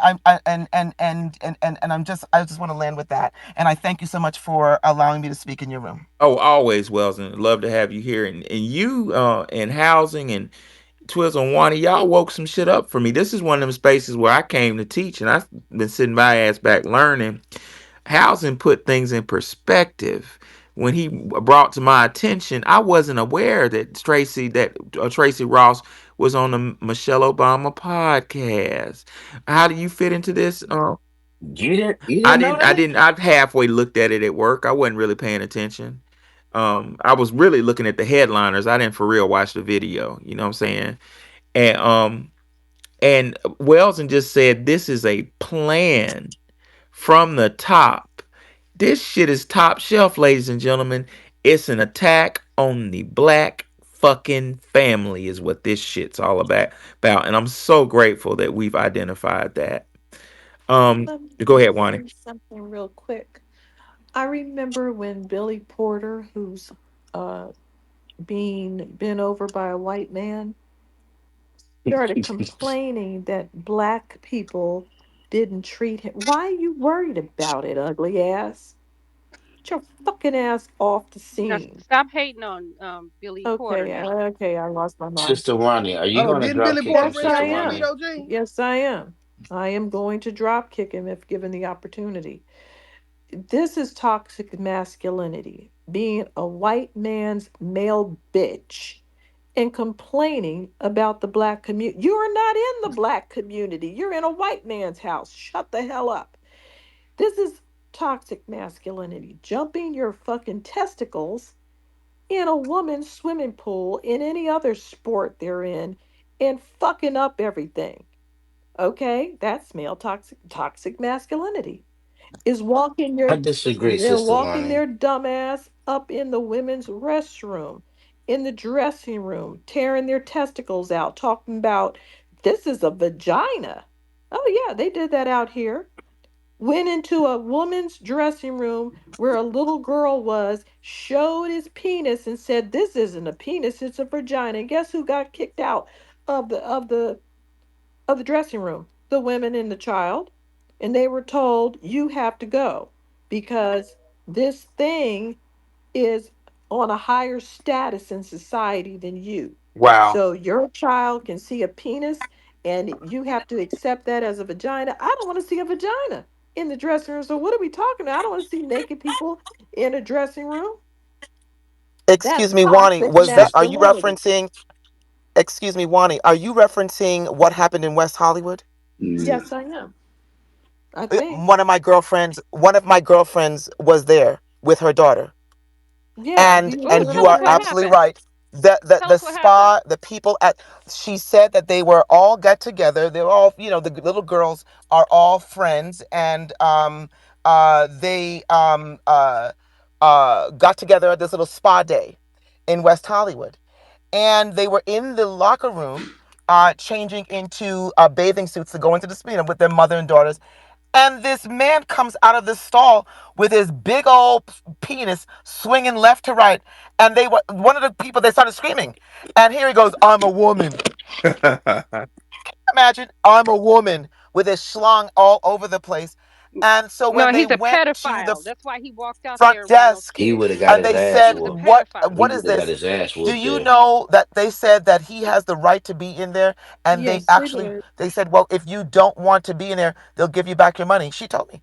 And she told me, she goes, girl, all I was thinking about was my husband, who was not happy about that whole thing anyway. But to know that his 8-year old daughter saw this big old gray back ass, big ass man talking about he's a woman with this big old dusty, funky penis swinging left to right. She said, when I got home, she said her husband was so pissed. But that establishment gave them back their money. What about Can you? suing You them are for so right, smashing Wani. a child, Yeah, I would have smashing a sued him. fucking child? What Well, about I they would have abducting? sued they them could too. they would have had to take that one to Supreme Court because that yeah And of that's course, it's a West Supreme Court. Hollywood, home of Yeah. Queens. And the So it's last, West Hollywood on top of that too. West You know. Hollywood is fruity as hell and violently fruity, so that's why that happened there. Yeah, weren't you telling People Exactly. me, Ronnie, that doesn't Hollywood in people general? don't understand that Hollywood is a pile of shit and it's been a pile of shit for you. It was never not a pile of shit. You've said that When before. Big ass when was cesspool. it? It's a big When ass was it? It's cesspool. just a place where people. Really? I It's thought not. Hollywood was Nobody something believes me. special. No, that's where people used to hang Oh out Hollywood. and God, get no, on. no, Right. no. Hollywood is Vegas on a whole nother level. Everybody out there soliciting and everybody out there for sale. People come out there all across the country just to sell themselves and put themselves on the market for whatever. And Sister Wani, I apologize. I was going to say something, but I'm not going to say nothing because you went a whole nother way. And I'm like, wow. Well, West the LA and Hollywood, it's a whole nother I world remember down somebody there. was pulled a gun on me and I had to run through that area to find a phone. Yeah, it was that long ago. No phones, no cell Oh, phones. that Phone was in booths. Yeah, Hollywood. old You told school me phone about that. booths. Yeah. Right. And they were mad, thinking that I was trying to turn tricks. I'm screaming down the street looking for a phone, and they think I'm trying to take one of their stupid ass gay tricks. Anyway, that's a side note. The last point I wanted to make is that all of these people are angry. Toxic masculinity is that thing that jumped up on the stage. You know why she doesn't like men, or why she's angry with men, or why she wants to be a feminist when you can't because you're a man in a dress? You know why she's mad? You know why all of the transgender people are mad? Because they're trying to force men to have sex with them and they're angry because they won't do it. Facts. They have a built in chip on their shoulder, which should never have even gotten on there. They have no rights. You can't make people be gay That's deep, because you Wani. decided to put on a dress. So they got to stick up their ass permanently against men.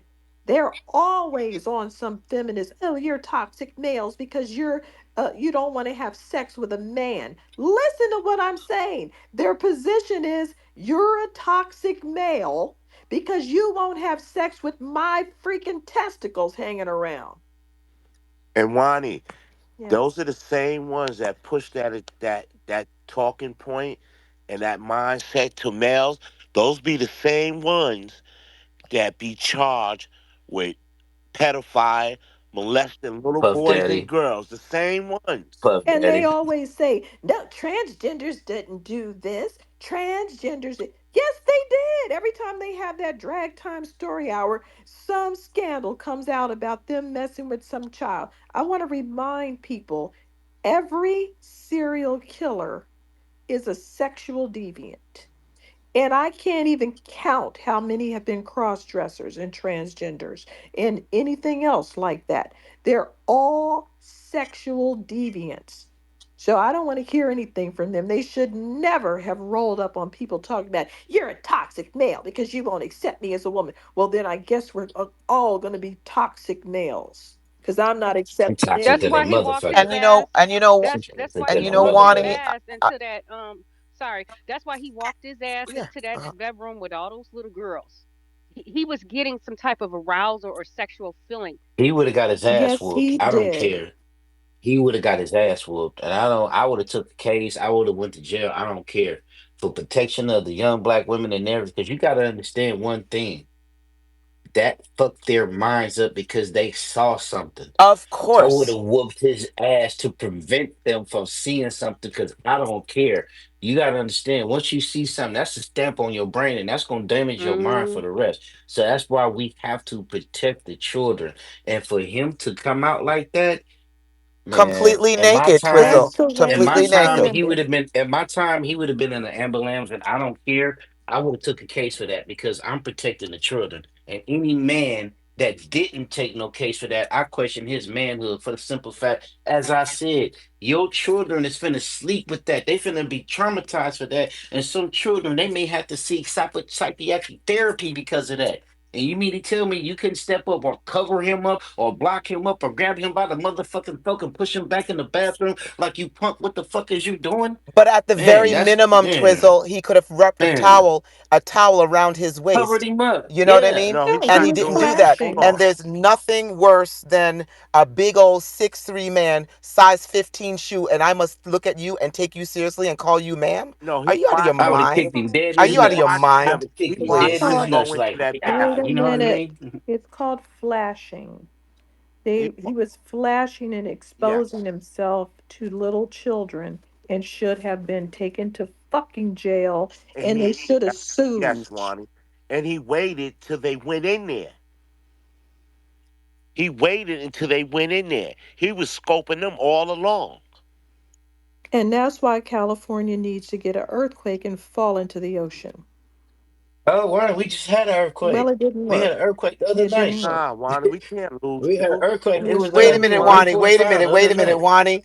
We Before can't that lose. earthquake, let me know so I can leave. Okay? Don't let me You sink in the understand bottom me? of the Because ocean. I'm up here in the bay too. Hey, I was laying down sleep. All of a sudden, my motherfucking bed started shaking back and forth. I had to You spray got down the like a cat. worst earthquake still up there. Yes, it happened. Like we have an earthquake at least twice a month up here, and it always hits you in the middle of the night when you We have sleep. daytime quakes. You're comfortable with them quakes over there, huh?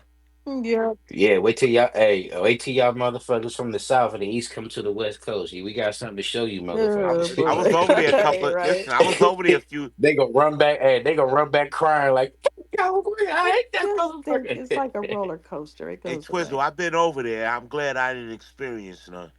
It ain't shaking Man, that bro. hard.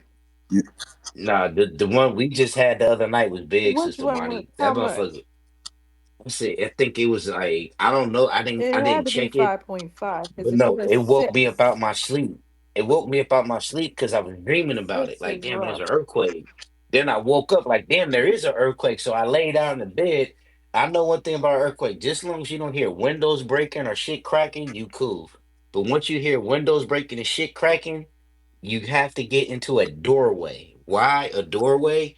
Because that way nothing will fall on your head, and the doorways are the strongest place They in the said house. don't go in So there if anymore. no, you have to go in the doorway because if the What house about the fold like a bathroom? house of cards, the bathroom you asked out because if you lay in the toilet, I mean if you lay in the I'm not bathtub, getting in the shit gonna toilet. fall on top of you. No, if you get on the bathtub, stuff gonna fall on top of you. But the doorway, nothing will fall on top of you because Okay. of how it's built and how it's structured. So if the house fold like a house of cards, you still gonna be safe because that doorway gonna have that door jam. Not only that, it's gonna have that space that's gonna protect you. You know what Earthquake. I'm I'm just saying? saying. We'll say this: earthquakes at night are not fair. So whoever's doing them, don't do it at night. Well, that's what That's we get cold because blooded. you down there as one, you down there in Southern California, you have yours in the daytime. Yep. Ain't that what you said? Yes, we I do. can't stand you. I love you, Superman. She have hers in the Ours daytime. is in the daytime. We schedule them. You are. I can't stand you. Go ahead, though. Okay, yeah, interesting dialogue, ladies and gentlemen. Please share out the space. Share out the space. We're gonna go to I think Independent was next. Oh, I'm sorry, Queen Kush had a comment. Then we're gonna go to independent. Then this that. Go ahead. And then no taxation. Go ahead, Kush. I was going to say, independent can go, and I'll go after independent. Okay. Independent. Go ahead, and then Kush will comment. Thank you. You know, I usually don't comment much. I'm usually a listener more so than I'm a commenter. Yeah. Uh, but yeah, this is irritating me. First of all, there's no such thing as a woman basically talking about toxic masculinity. Okay, this is a woke democratic term that is used in order to manspan man, right? That is the point. That is why she was on Michelle Obama's podcast, who is now covering up her hair, her receding hairline with more braids. I mean, I'm just being real. It is. It has receded a lot. Am I lying? I mean, Who's I it's can't down stand Michelle? at you. the dudes. I mean, it's Michelle? yeah, yeah, not a Oh, joke. It's like almost in the middle of odd. her head. Maybe she's never mind. Yeah, I see she. Hey, I see it's up with independent tonight. She want to fight tonight. Well, I'm just saying, it's weird how her hairline is receding after, I mean, isn't she like almost 60? So usually women don't have a hair. They say she's 61. Okay. So usually women don't get a hairline receding like that late in life. You know what I'm saying? Unless there's something else going on. But either way, I'm leave that alone. But Tracy Ellis, How you feel about the braids that she had, or the top knot? The how you feel about the braids? I mean, honestly, she should go back to whoever was doing her hair was in the White House because she looks raggedy, like she did in when they were in Chicago and they kind of got picked out. That's what I call it. At this point, they got picked, so they got picked out to be quote unquote the black family, in the White House. She looked raggedy then. I mean, she didn't reverted. I mean, whoever did her hair while she was in the White House was actually maybe doing a better job. I mean, but it kind of proves to me that the whole um Barack and Michelle, whatever you want to call it, that it was. I mean, that was all just a facade, right? I mean, it's obvious she can't stand men. I'm talking about Michelle, actually, right? And then she brought on Tracy, that can't, not possibly, I think, can't stand men, right? And so they want to talk about toxic masculinity. Like, what is wrong with you women? Like, why are you not uplifting black men? Well, the only reason that you would not be uplifting black men, foundational black American men, is if you don't like men. I mean, that's pretty obvious at this point, right? I mean, and I do believe someone had mentioned earlier that whoever she's running around with, Tracie Ross, that is, who's ever she's running around with, some young dude, he probably is a beard. I mean, it's a sick game in Hollywood, right? And it's a democratic sick game too. And it's angering, but we also have to remember who these people are. I mean, I hate to go here, but in my opinion, they're trash. They may be rich trash, but they're trash regardless. So we need to be, we can listen to them, make, kind of talk about them, but really dismiss them because they're not even on our level. So that's all I wanted to say. With that, I'll give up the mic. That's a very interesting point. I appreciate it. We're gonna go. I think Kush, you had a comment. Yes. Tapping back in here to the examples and definitions of toxic masculinity, to the point, kind of what everybody else in the room was saying. I was looking at some of these bullet points, and a lot of these bullet points are going back to something that's related to somebody's sexuality. If a boy isn't traditionally masculine, then he's too feminine. It's again something with sexuality. If a man calls a woman a slut or a whore, she's having sex outside a relationship. People threatened Allegedly, this is one of the bullets, the violence against trans women that occurs every year by men who are threatened by perceived violation of gender norms. All of these things is always something that's going back to something related to sexuality. People are not accepting me for being in a lot of ways, I'll say it's a deviant behavior. Because to be honest, and me and my sister talked about this, about people who are gay, lesbian, or bisexual, for the most part, these people did not try to push their sexuality on other people. They didn't especially try to push it on children. It wasn't something that they were trying to make a mainstream thing. It was what they did. It was their thing.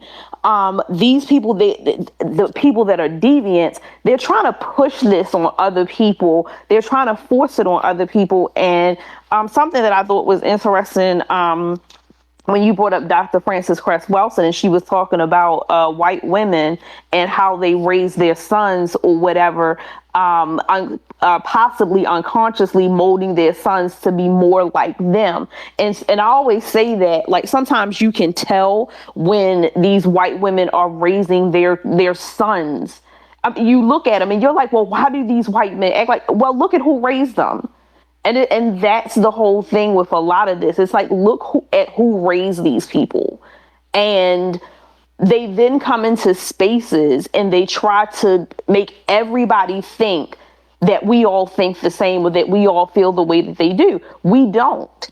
I was just thinking when Wilson was talking, I'm like, I really do not hear in a lot of foundational Black American spaces, I don't hear us really talking like this unless it's people who are getting these far left talking points, or it is people of an immigrant background.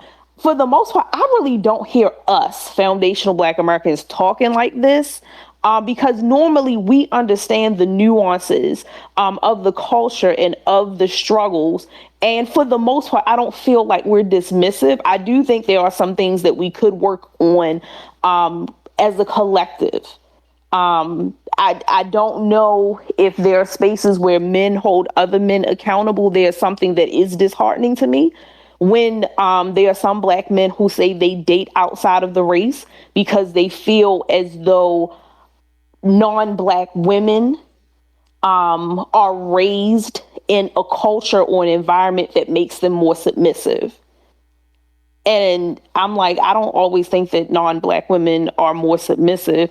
I think they just do a better job of looking the part. So I would say in that way, I think we try to have conversations to possibly talk to each other, not yell at each other. Other people, they appear to me to be more combative, especially with this. And I'll land with that.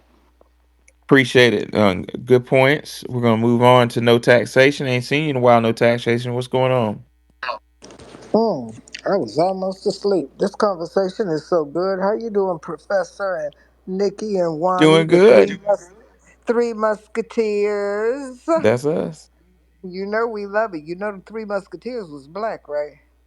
Yeah, I heard. Yeah, yeah, yeah. They were black. Yeah. um.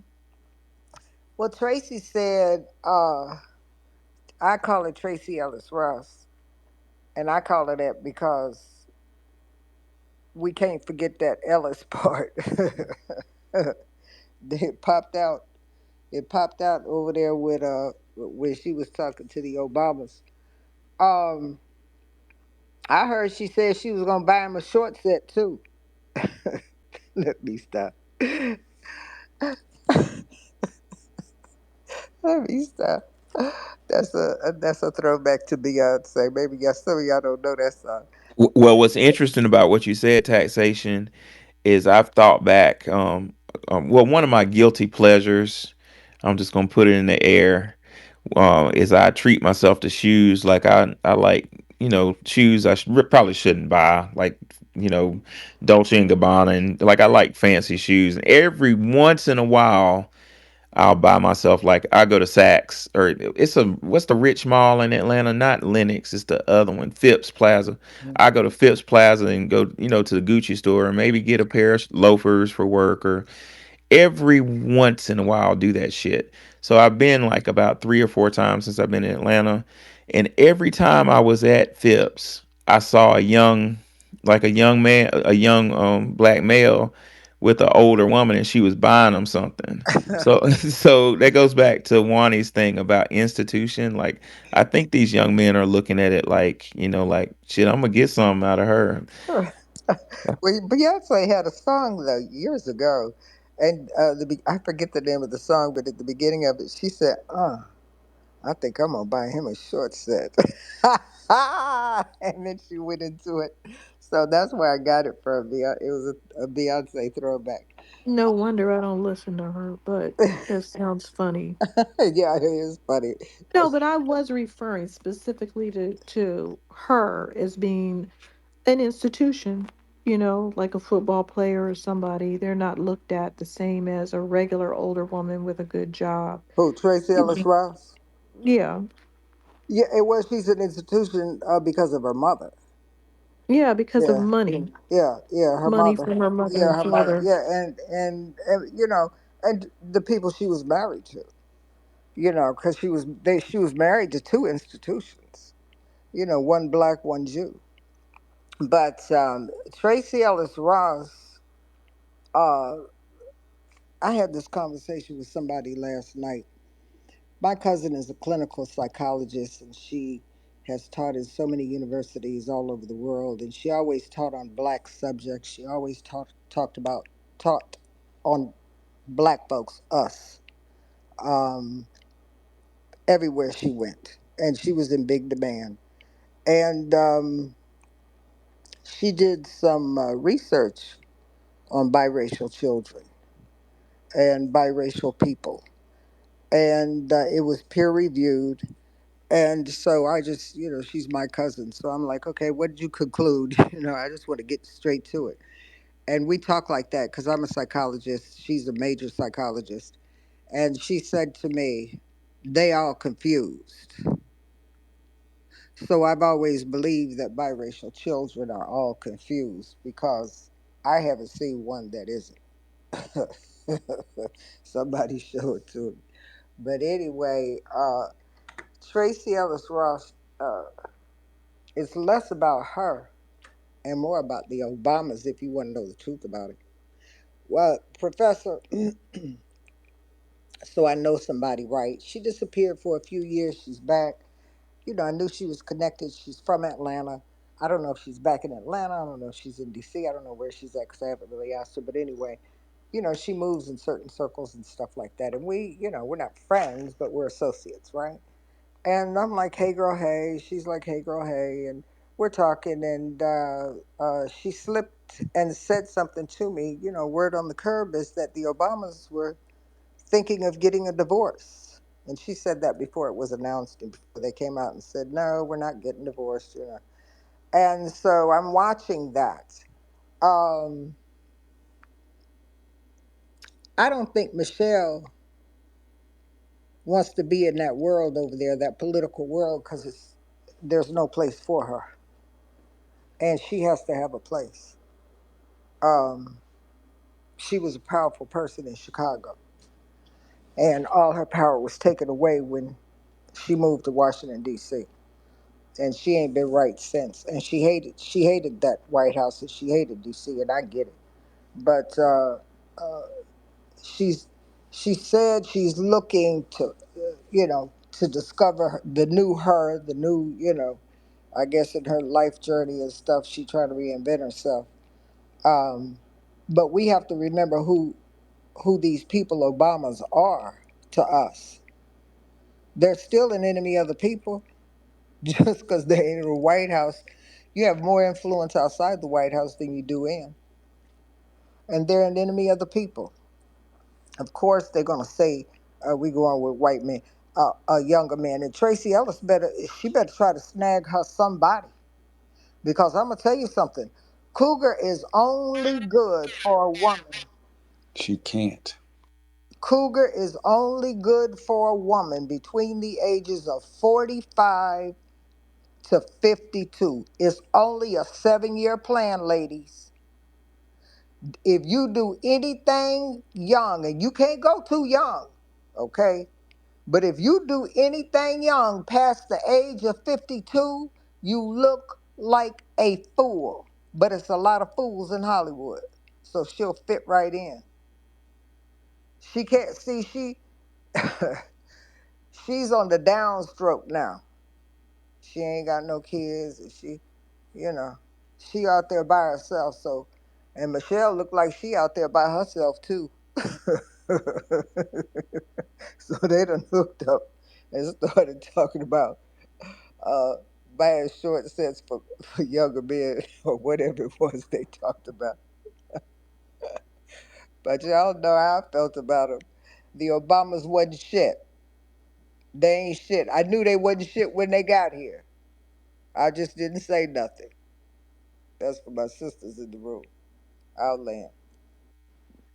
I appreciate you. No taxation. It's good to see you back in the room. This is that. What's on your mind, bro? What's going on, man? As more people talk, I kind of keep wanting to add shit on and all of that, but I'm gonna go one at a time based off the last shit I remember. Based off what the last person just said something about being biracial and those people being confused. I couldn't imagine. I think it would take two strong, mentally aware parents to be truthful in order for you not to be concerned. Because if you, depending on the shade of your pigmentation and the coarseness of your hair and all of that shit, if you date someone of the white gender, you might not be accepted by their family because you always gonna be looked at as a nigga. But then if you want to be accepted by your black side, then it's like you gotta, you gonna have to date someone that's black, even though a lot of men choose the image of their mother, then what if your mother is white? So I can only imagine it. They getting teased in school, certain people not knowing, get teased in school your whole life, not having two separate. Because I know a lot of people that's biracial that um the white it's never really the black side. We accept and loving people of our own, because a lot of us and our grandparents and great grandparents is biracial and they didn't have no choice because their mothers and shit was raped. You know the history of us, and how all that shit went down back in the day.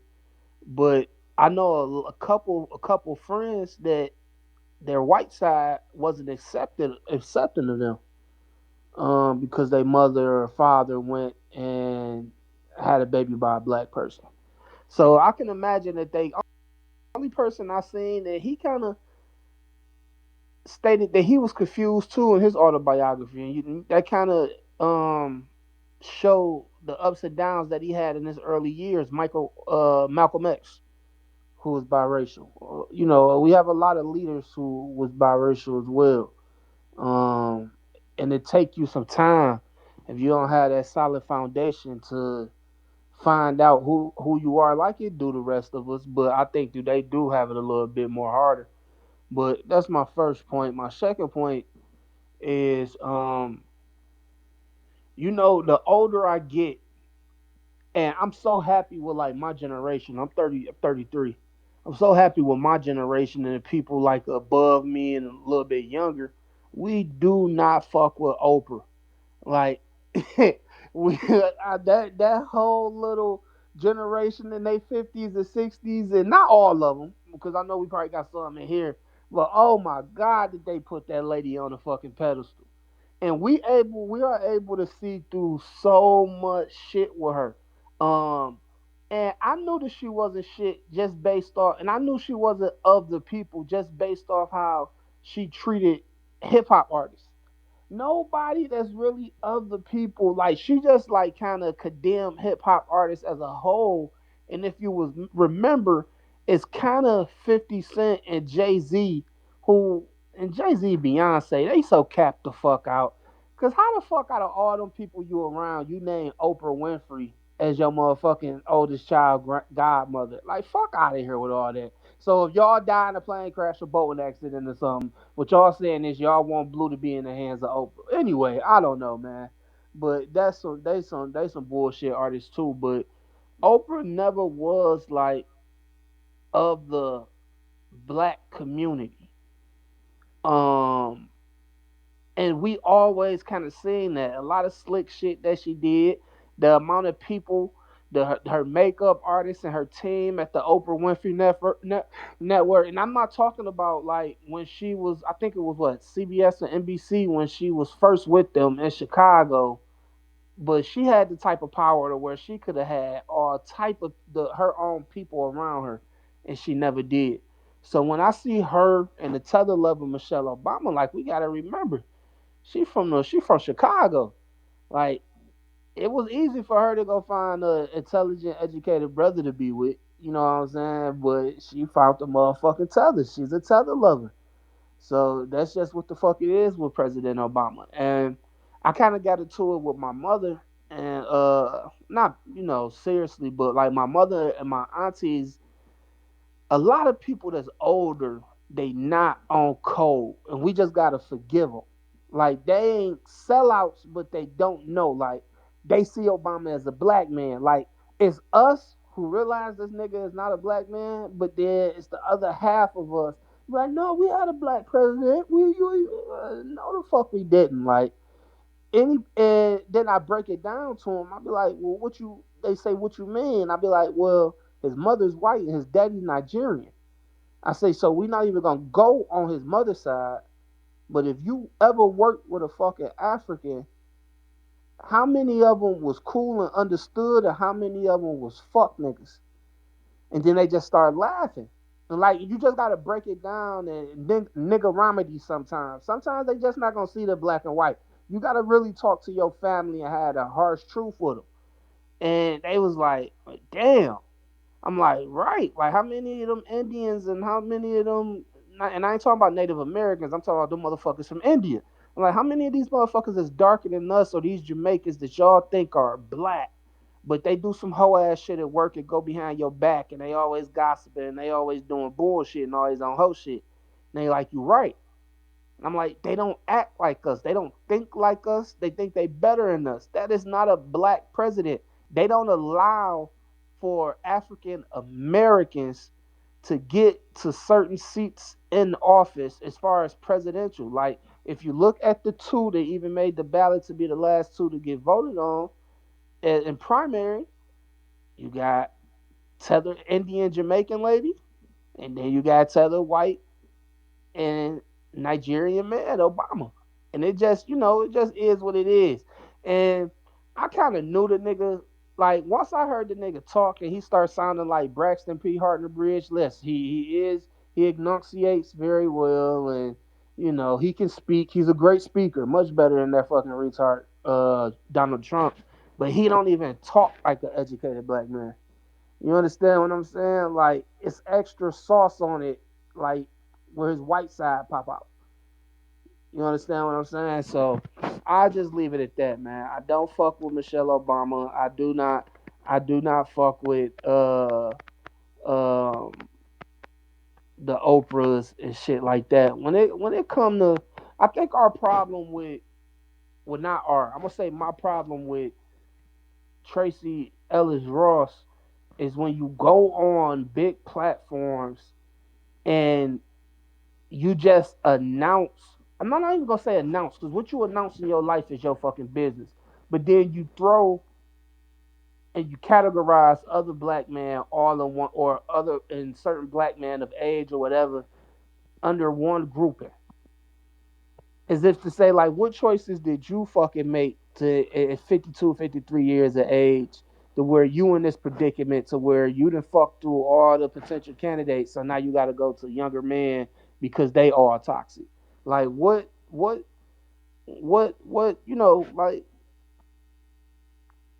what fucking what's the word I'm trying to say is late as hell. Professor, unmute. Come on, nigga, help me out.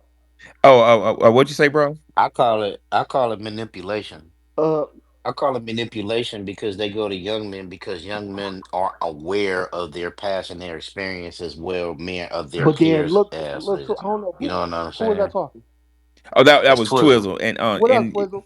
Okay, Yes, sir. What's happening? Yes, check sir. this It's out. Stay okay. unmuted. I hate talking being unmuted by myself. Y'all niggas gotta talk to me now. I don't like having one to myself. But look, No, check you this you're out. doing just fine, brother. Check this shit out. We also gotta call game the game. Like, look at the 30-something-year-old nigga that's fucking on share. Like, a lot of the times, younger niggas just want to see what that older pussy hit. Like, we gotta call the game the game. Cause that young nigga gonna do what he wanna do regardless when your old ass take your bed medicine and go to sleep. And that's that's an unpopular truth. This that, but that's real. Like Like, I we say, gotta have, I know it's a lot of beautiful women in here, like, but can we talk for real? it's real. Ladies, y'all might not want to hear this, but young men go through a stage of like it's got some people call it a slut period where you get curious about women. It's just like uh, Always. a whole phase. The You player wonder phase what's is player phase. yeah. Well, player phase is Throw your That what wild Tariq oats. call it. throw your Tariq. wild oats. There you go. That's old as time. Yeah, you get It's curious. not And new. Right. So a rich, so you gotta understand, right? She can't play no rich young nigga in the game because he got a plethora of a smorgasbord of pussy in Hollywood and a the entertainment industry. smorgasbord. You understand what I'm saying? I ain't heard that shit in so long. No, but for real. So let's just put it like this. Let's say she going for the average working niggas that's making 70, 80, 90,000 a year. And this motherfucker, she done made over 50, 60 million in her life. She made 50 million just being on Blackish. She was one of the highest paid TV actresses on TV of all time. So let's just call it a game. If she fucking with a nigga that's making 60, 70, 80,000 a year, which I don't think she is, but could be, he winning.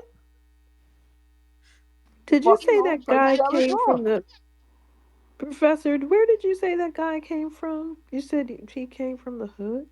Which one? Her boyfriend.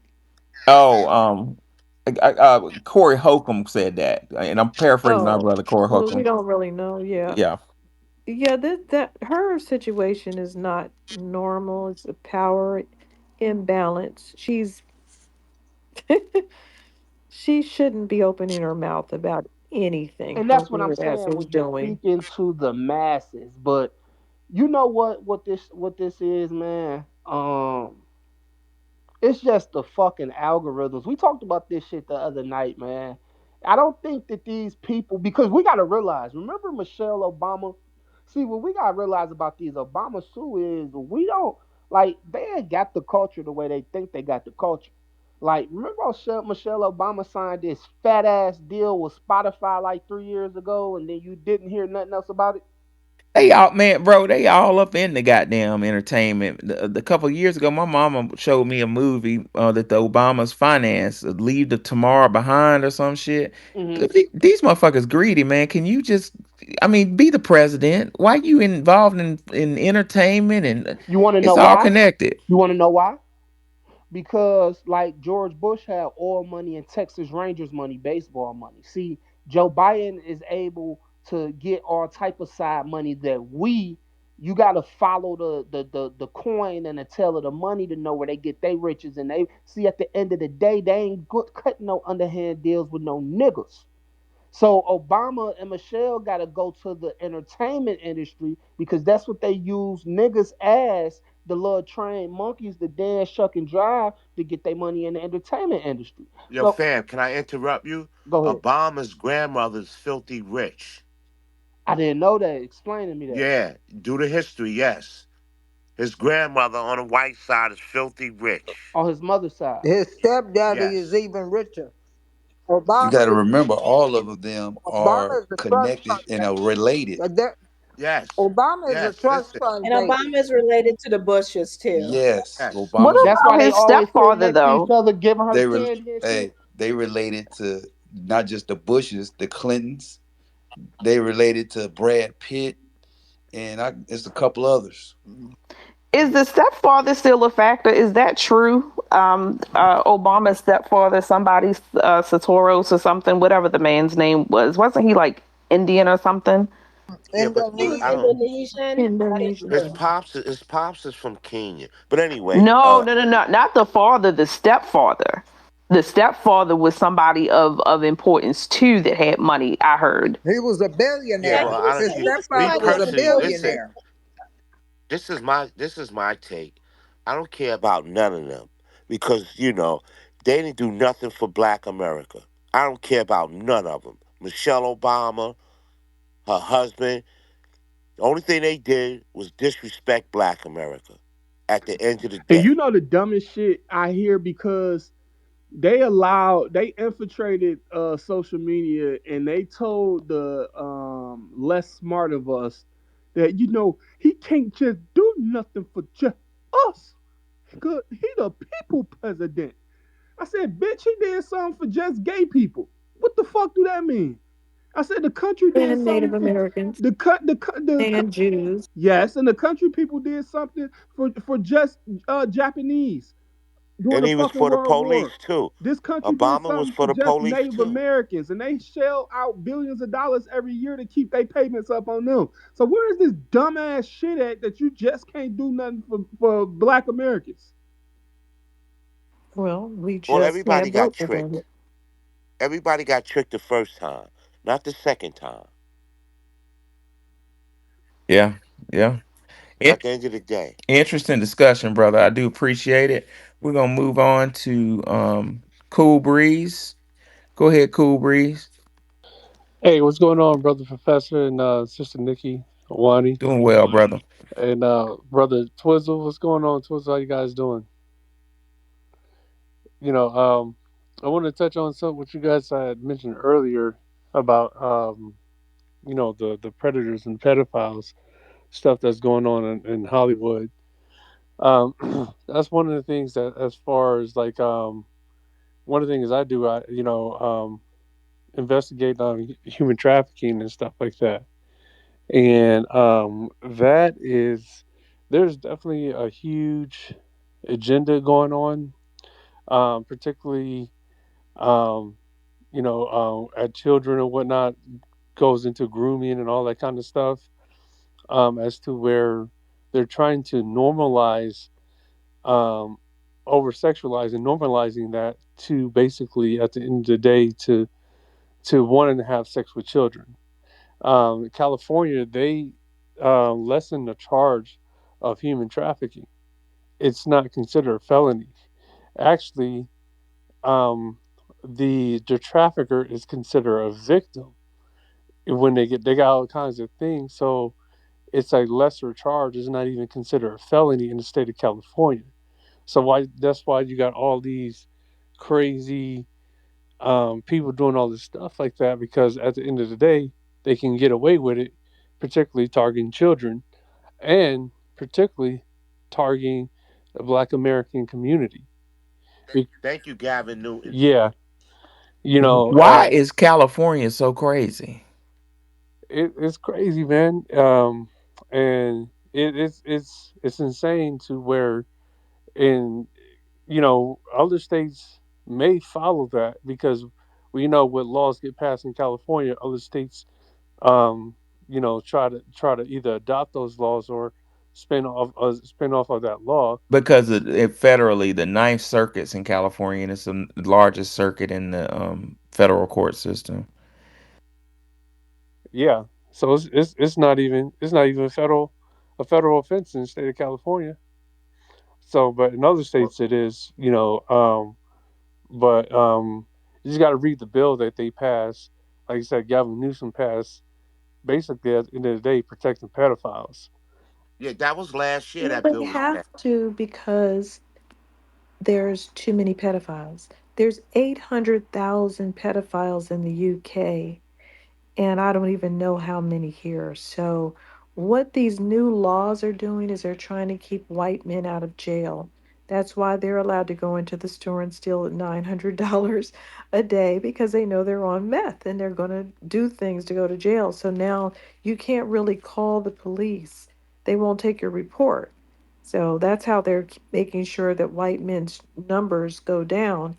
They just keep saying things are not crimes when they are in fact crimes. That that That's a that shame. pedo ring run deep. The other day, one of my students, we were talking about Paul. I forgot how we were talking about Paul Walker, but maybe I was telling him you know how Fast and Furious was one of my favorite movies when I was a kid or whatever.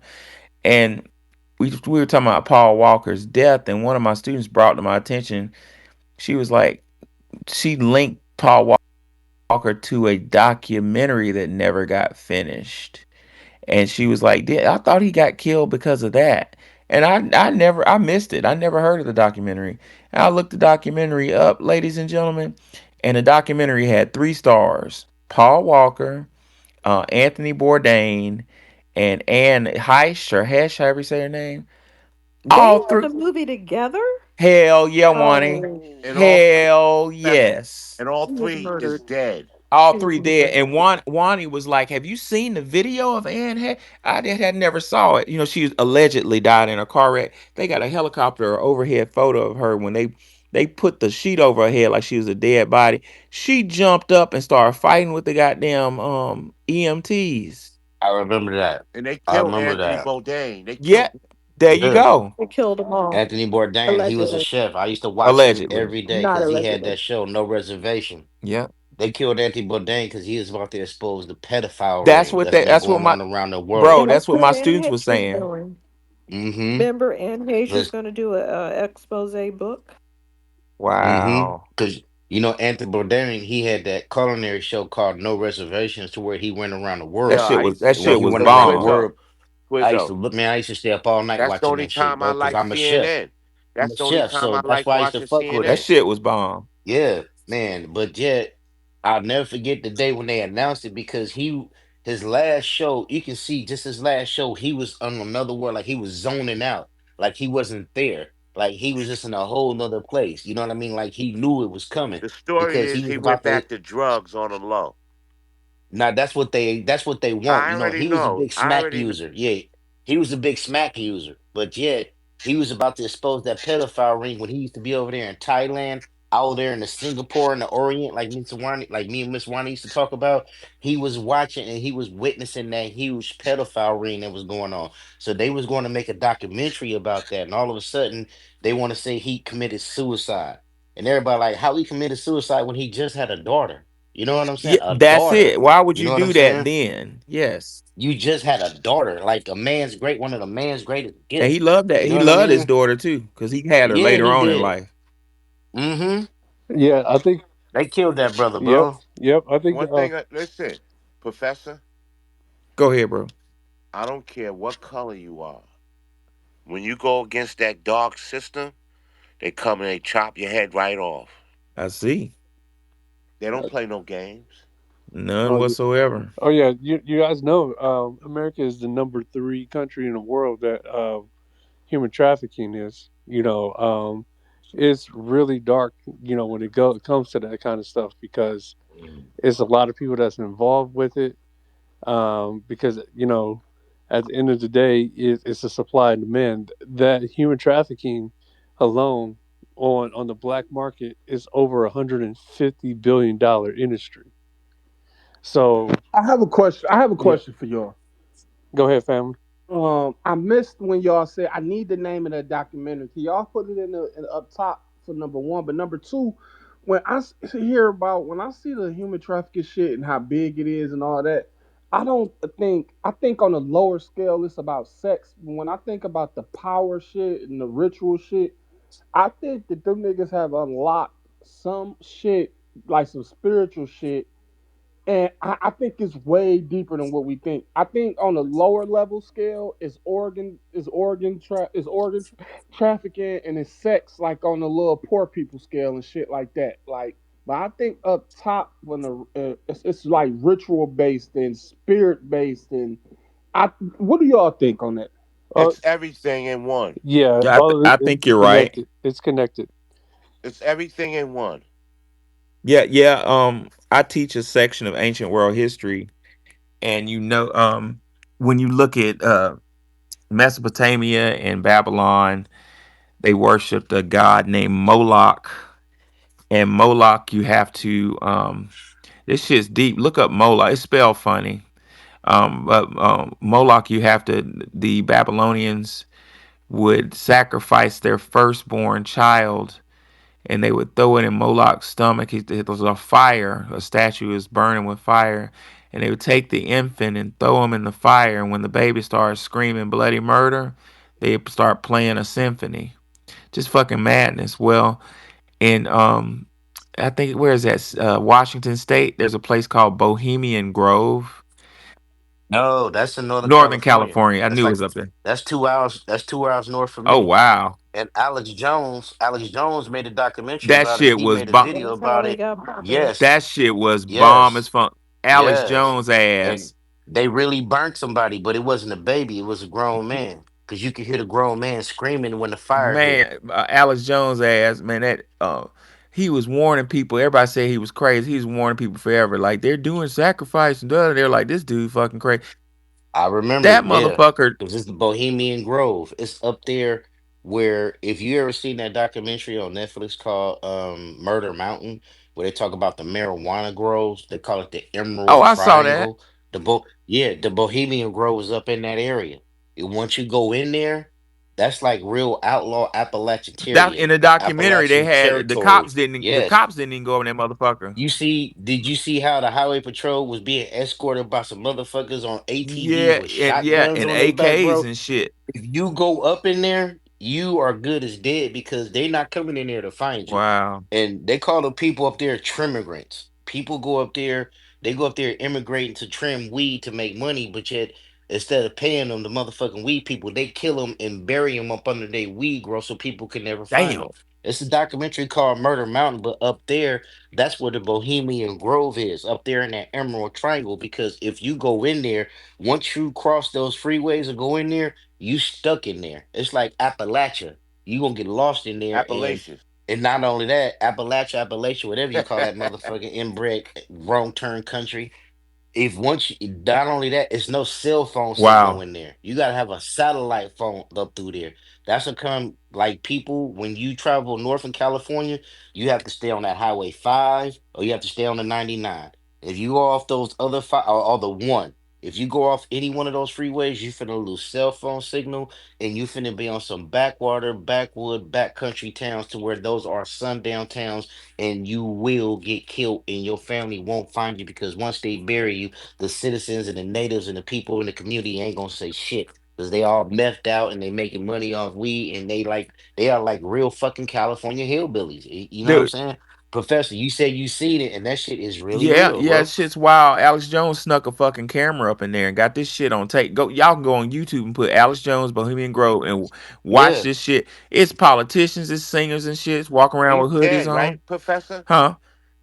He's dead, right? No, Alex Jones. They shut him up by hitting him with a multi-million-dollar lawsuit for some bullshit. with the Yeah, Sandy some Hook shit that shit. Oh, that's really the one. But for yet, yeah. Professor, in the video, you gonna hear the preacher say, "Let there be free," and you gonna see a boat. You gonna see some light come down on a rope, and it's gonna hit the fire. And once it hit the fire, you are gonna hear somebody screaming. Yeah, You could tell fire. If you ever been burnt, you gonna hear that scream like that scream of death. Like they say, that's one of the worst ways to die, to be eaten and to be set on fire. And you can hear that scream, bro. When I saw that shit, I got chills. I saw that shit back in early, like I think 2016, I 17, saw it somewhere around before there. then. That's when I Yeah. first saw it. Yeah, Hey, that shit Professor, fucked may I me say up, Go bro. something? ahead. Go, I want to ask Twizzle one thing right quick. Oh, go ahead. And then we're gonna get housing, and the last speaker will be gone fishing. Go But ahead. Twizzle, I just thought about it. You live in California. I want to ask you about You ever been to Mount Shasta? Dude, I talked about this all What the you time, know? bro. Check this out. Sister Wani, no. I bought a truck, dude, in Portland, Oregon. And just to make a long story short, when I got off the plane, just soon as I got off the plane on tarmac, the motherfucking TSA police jacked me sky high. And they asked me, what the fuck you doing in Portland? I'm like, is there a problem? Yeah, you coming out here to rob people for weed. I'm like, you talking about stereotype, dude. I got jacked sky high just as I got off the plane in Portland, bro. Damn. You know what I mean? The only thing that saved me, I'm like, I'm a chef for the Golden State Warriors. That was the only thing that saved me. They saw my credentials, so they let me go. You know, I Wow. had to tell them that I'm out here to buy a truck. So I bought the truck. And when I drove it back, I don't know why my dumb ass did it. I'm listening to other people. Anyway, I'm driving it back. I'm coming through Mount Shasta. Uh oh. So I'm like, okay, this is the shit I see on Missing 911. Right. This is what I see on Mr. Ballin on YouTube and shit. The infamous Mount Shasta. So I'm not tripping, right? So when you coming from north to south, you're gonna see the mountain in front of you. So as you thinking as you driving, you're going it's gonna be on the left side of you to the west side of you. So as I'm driving, all of a sudden the mountain disappeared. What the I'm fuck? like, where the fuck the mountain at? And all of a sudden I'm driving, it's in back of me. So I'm like, what the fuck? So I'm driving some more, it's to the right of me. What the I'm fuck? like, what the fuck? I got a video, bro. I can send it to you. I'm like, Yeah, hey, damn, am I man, driving around please, this please motherfucker? send it to me. And I swear to God, bro, as I'm driving that mountain, dude, I swear for God, I thought I drove around that motherfucker and I'm just driving north to south, bro. That mountain did like a motherfucking turn. It would disappear and then it would reappear, bro. And I really tripped off that shit, but I didn't know nothing about it until I started doing the studies on like if you go to YouTube right now, type in missing five, I'm missing 911. You would, I mean, I said missing 911, missing 411, any one of those. You type in Mount Shasta, and it would tell you about the stories of Mount Shasta. People go hiking in there. It's damn near in California. People, it's damn near 500 people that go hiking there every year, and out the 500, 100 go missing Damn. every year in So Mount Shasta. is it And a I portal? experienced this. They say it's a portal Yeah, there. They say it's a there's portal there. something. But I swear to God, when I drove through there, bro, from Portland all the way to when before I got to Redding, California, I did a 360-degree turn around that mountain, bro. And if you go to Google Maps right now, type in Highway 5, it's just a straight shot. That's great. Well, quickly about Mount Shasta, the as the myth goes, when the land of Atlantis, there was a war with the Atlanteans and the Lemurians. Rudolf Steiner wrote a book about this, Atlantis and Lemuria, and a hyper advanced civilization that got in a war that fucked the world up. And basically, the Lemurians, who were hyper advanced, just like the Atlanteans, took refuge in Mount Shasta. So the legend is Mount Shasta is actually a hyper advanced city up under that mountain. So with technology that's light years ahead of us, and I got one more for you, come on Professor. with it. If you want to know the story about the Navajo Indians, Go ahead. type in the story about the Headless Valley up there in Alaska. Type in the story about the story of the Naha. It's a story about up there in Alaska. It's a certain valley that is ripe with gold.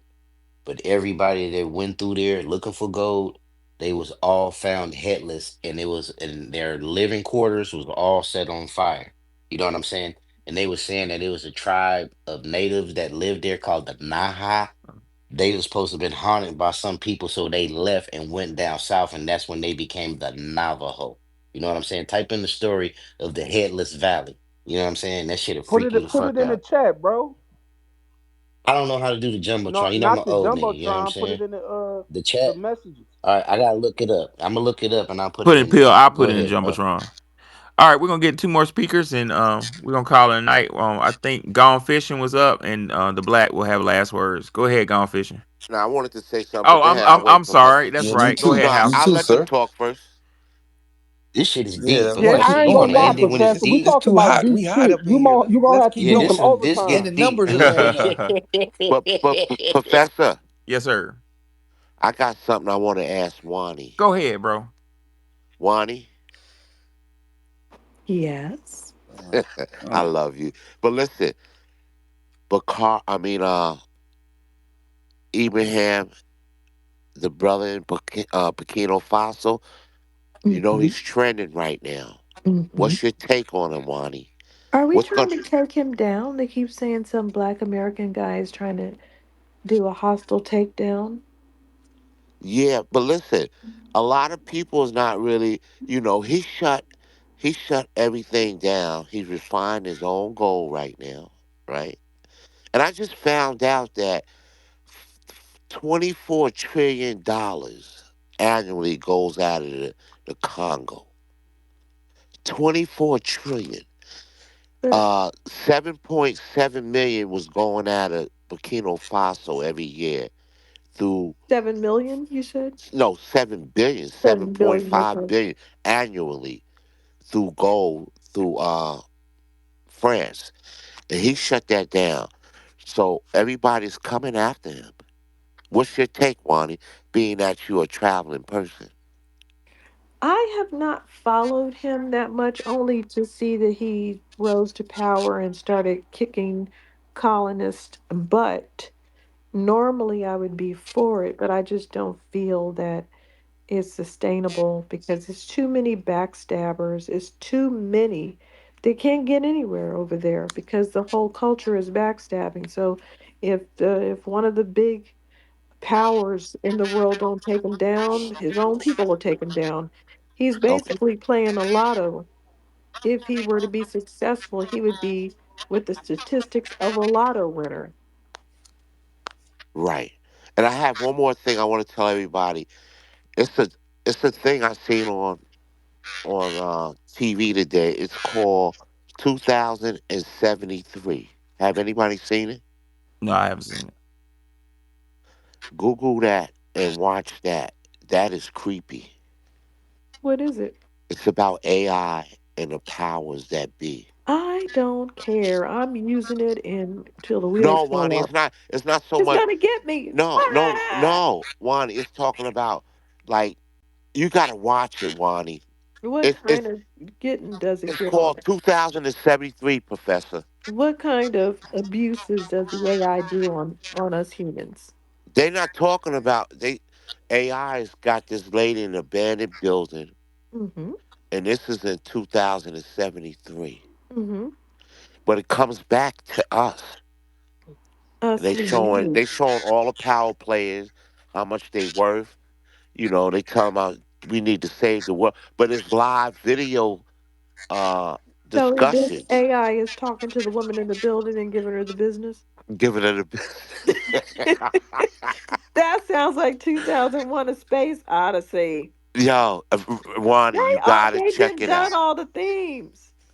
If I find it, I'm gonna I'm gonna watch inbox it it to anyway. you, okay? Because Yeah, I don't know how to do the jumbotron and none of that. You know, I'm don't worry slow about it. in No, that. you're I'm not like slow. Twizzo. You feel me, Twizzo? No, y'all are not slow. Check this out. So You're go not ahead, slow. The Professor. jumbotron is like The Jellystone it's is slow, hard. Like actually. it's like it's silly. But But it's anyway, Juan, I'm gonna say glitchy. one thing. I just been following him, Wani. You know, I'm listen. Yeah, keep I us was abreast on it. check it. I was on Grunt. Me and Grunt is agreeing with me. He said he's rolling with. This is the AI for Twitter. He said he's rolling with Burkina Faso. Who's rolling with them? AI? Yeah, Grunt. Yeah. I said, Okay. who all the greedy players? You know, and everything. I got him talking real hip and everything. It's crazy. Gay I got asked me, "Do you like my personality?" I was like, "Okay, I gotta go now." yeah, Grunt. But I think they took Meta off of Facebook. Interesting. I think they did. But I close, I Professor. appreciate it, House, and we're gonna go to I think it was Gone Fishing, and the Blacks gonna have final words. Go ahead, Gone Fishing. I haven't been in yet, sir, Professor.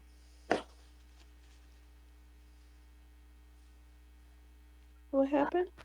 Um, um,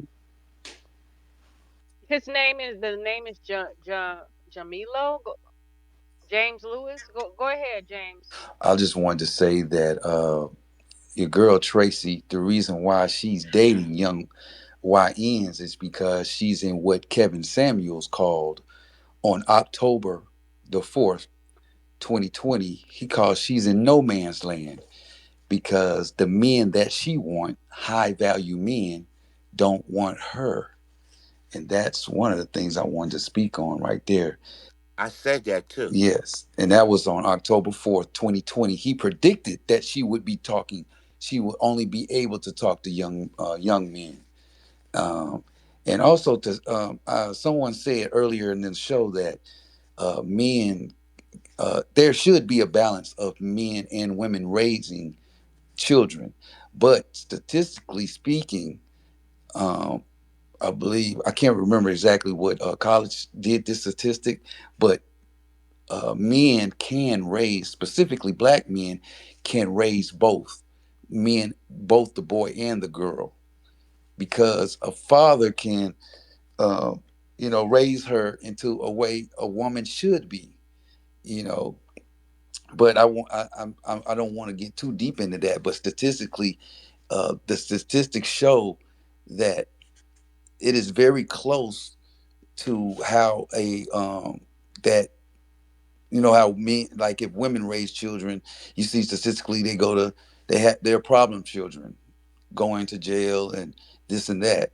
So, but when a man raises by himself as a single father, the statistics are very close to having productive. Having both parents.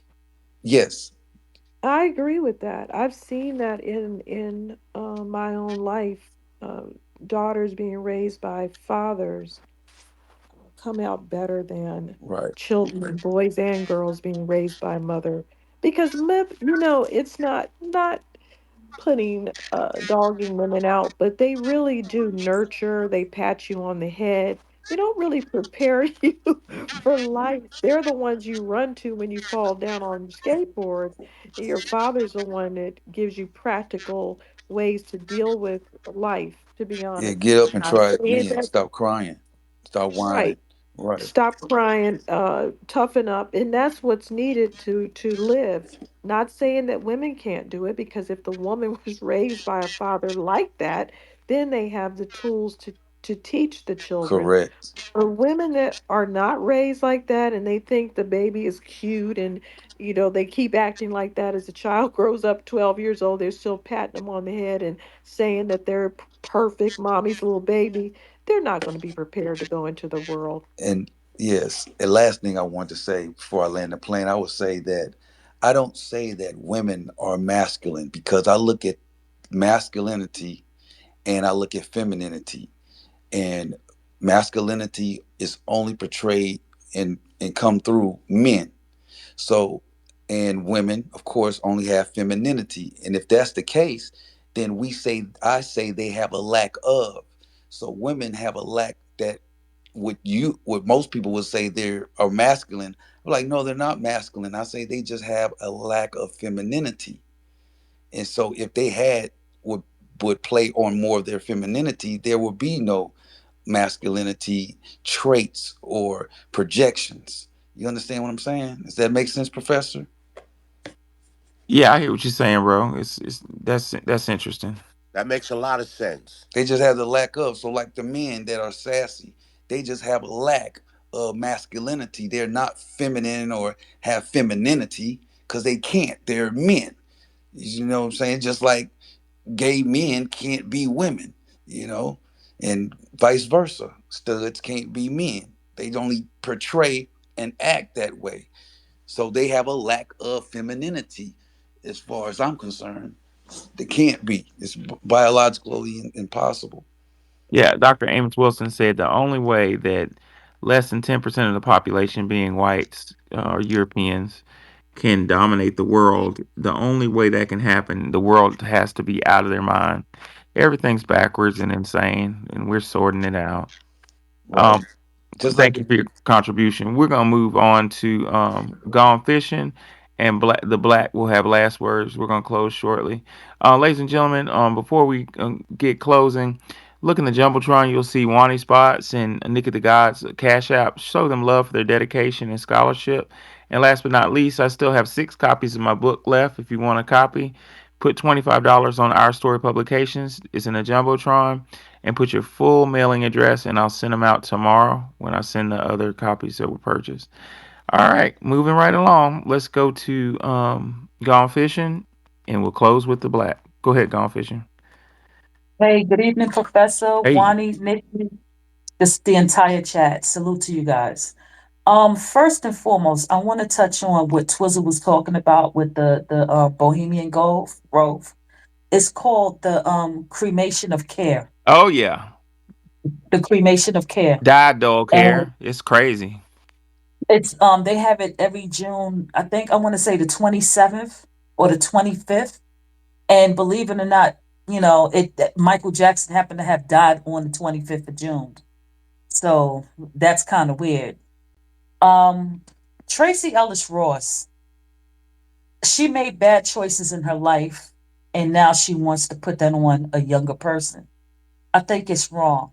Um, if she don't just settle down and settle down with an older person. I mean, she was at the Diddy party, so what do you expect? And then one of the pictures, she was damn near naked. So if that's what you expect from somebody that was at a Diddy party. Not only that, but she's also a snob. A snob.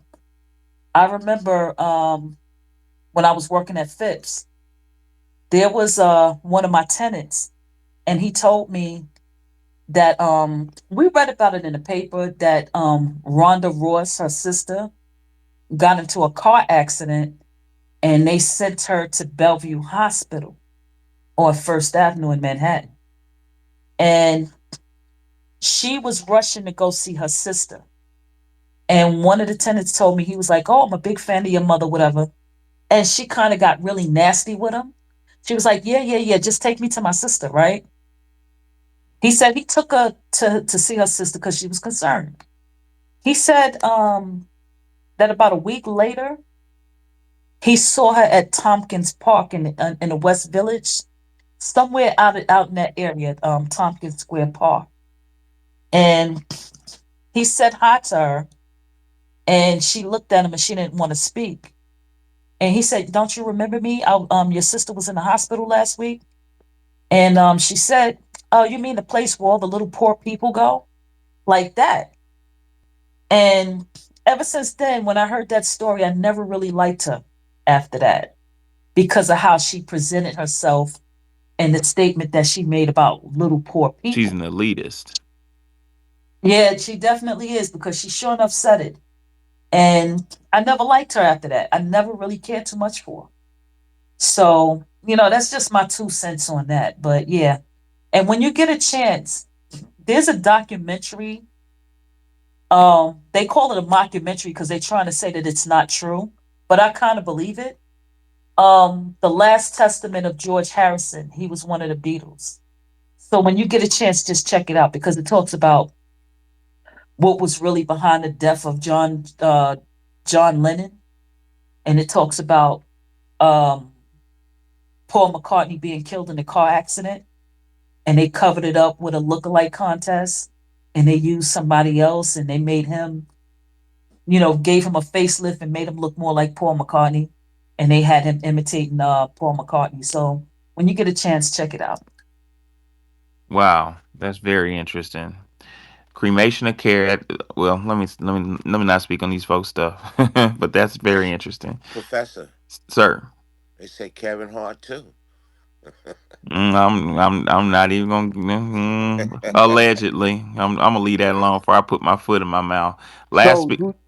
hold on, Professor. While we on that, so do y'all believe that Michael Jackson actually died too, like after Thriller, right after Thriller, or Oh, I don't know anything about it. No, they say Michael Jackson is still alive.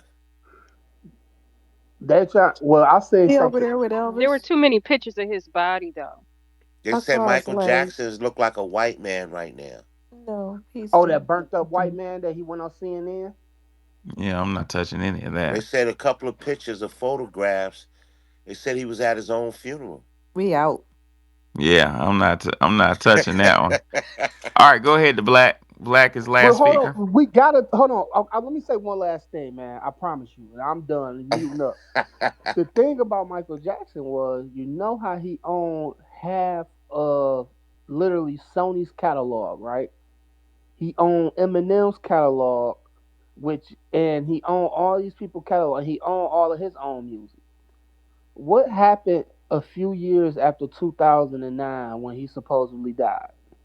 All right, let me break it down. Hold on, hold Right, on, hold on. right. Hold on. Let me They say this. brought Right they with brought hold listen. on. They Go brought ahead. they brought streaming up.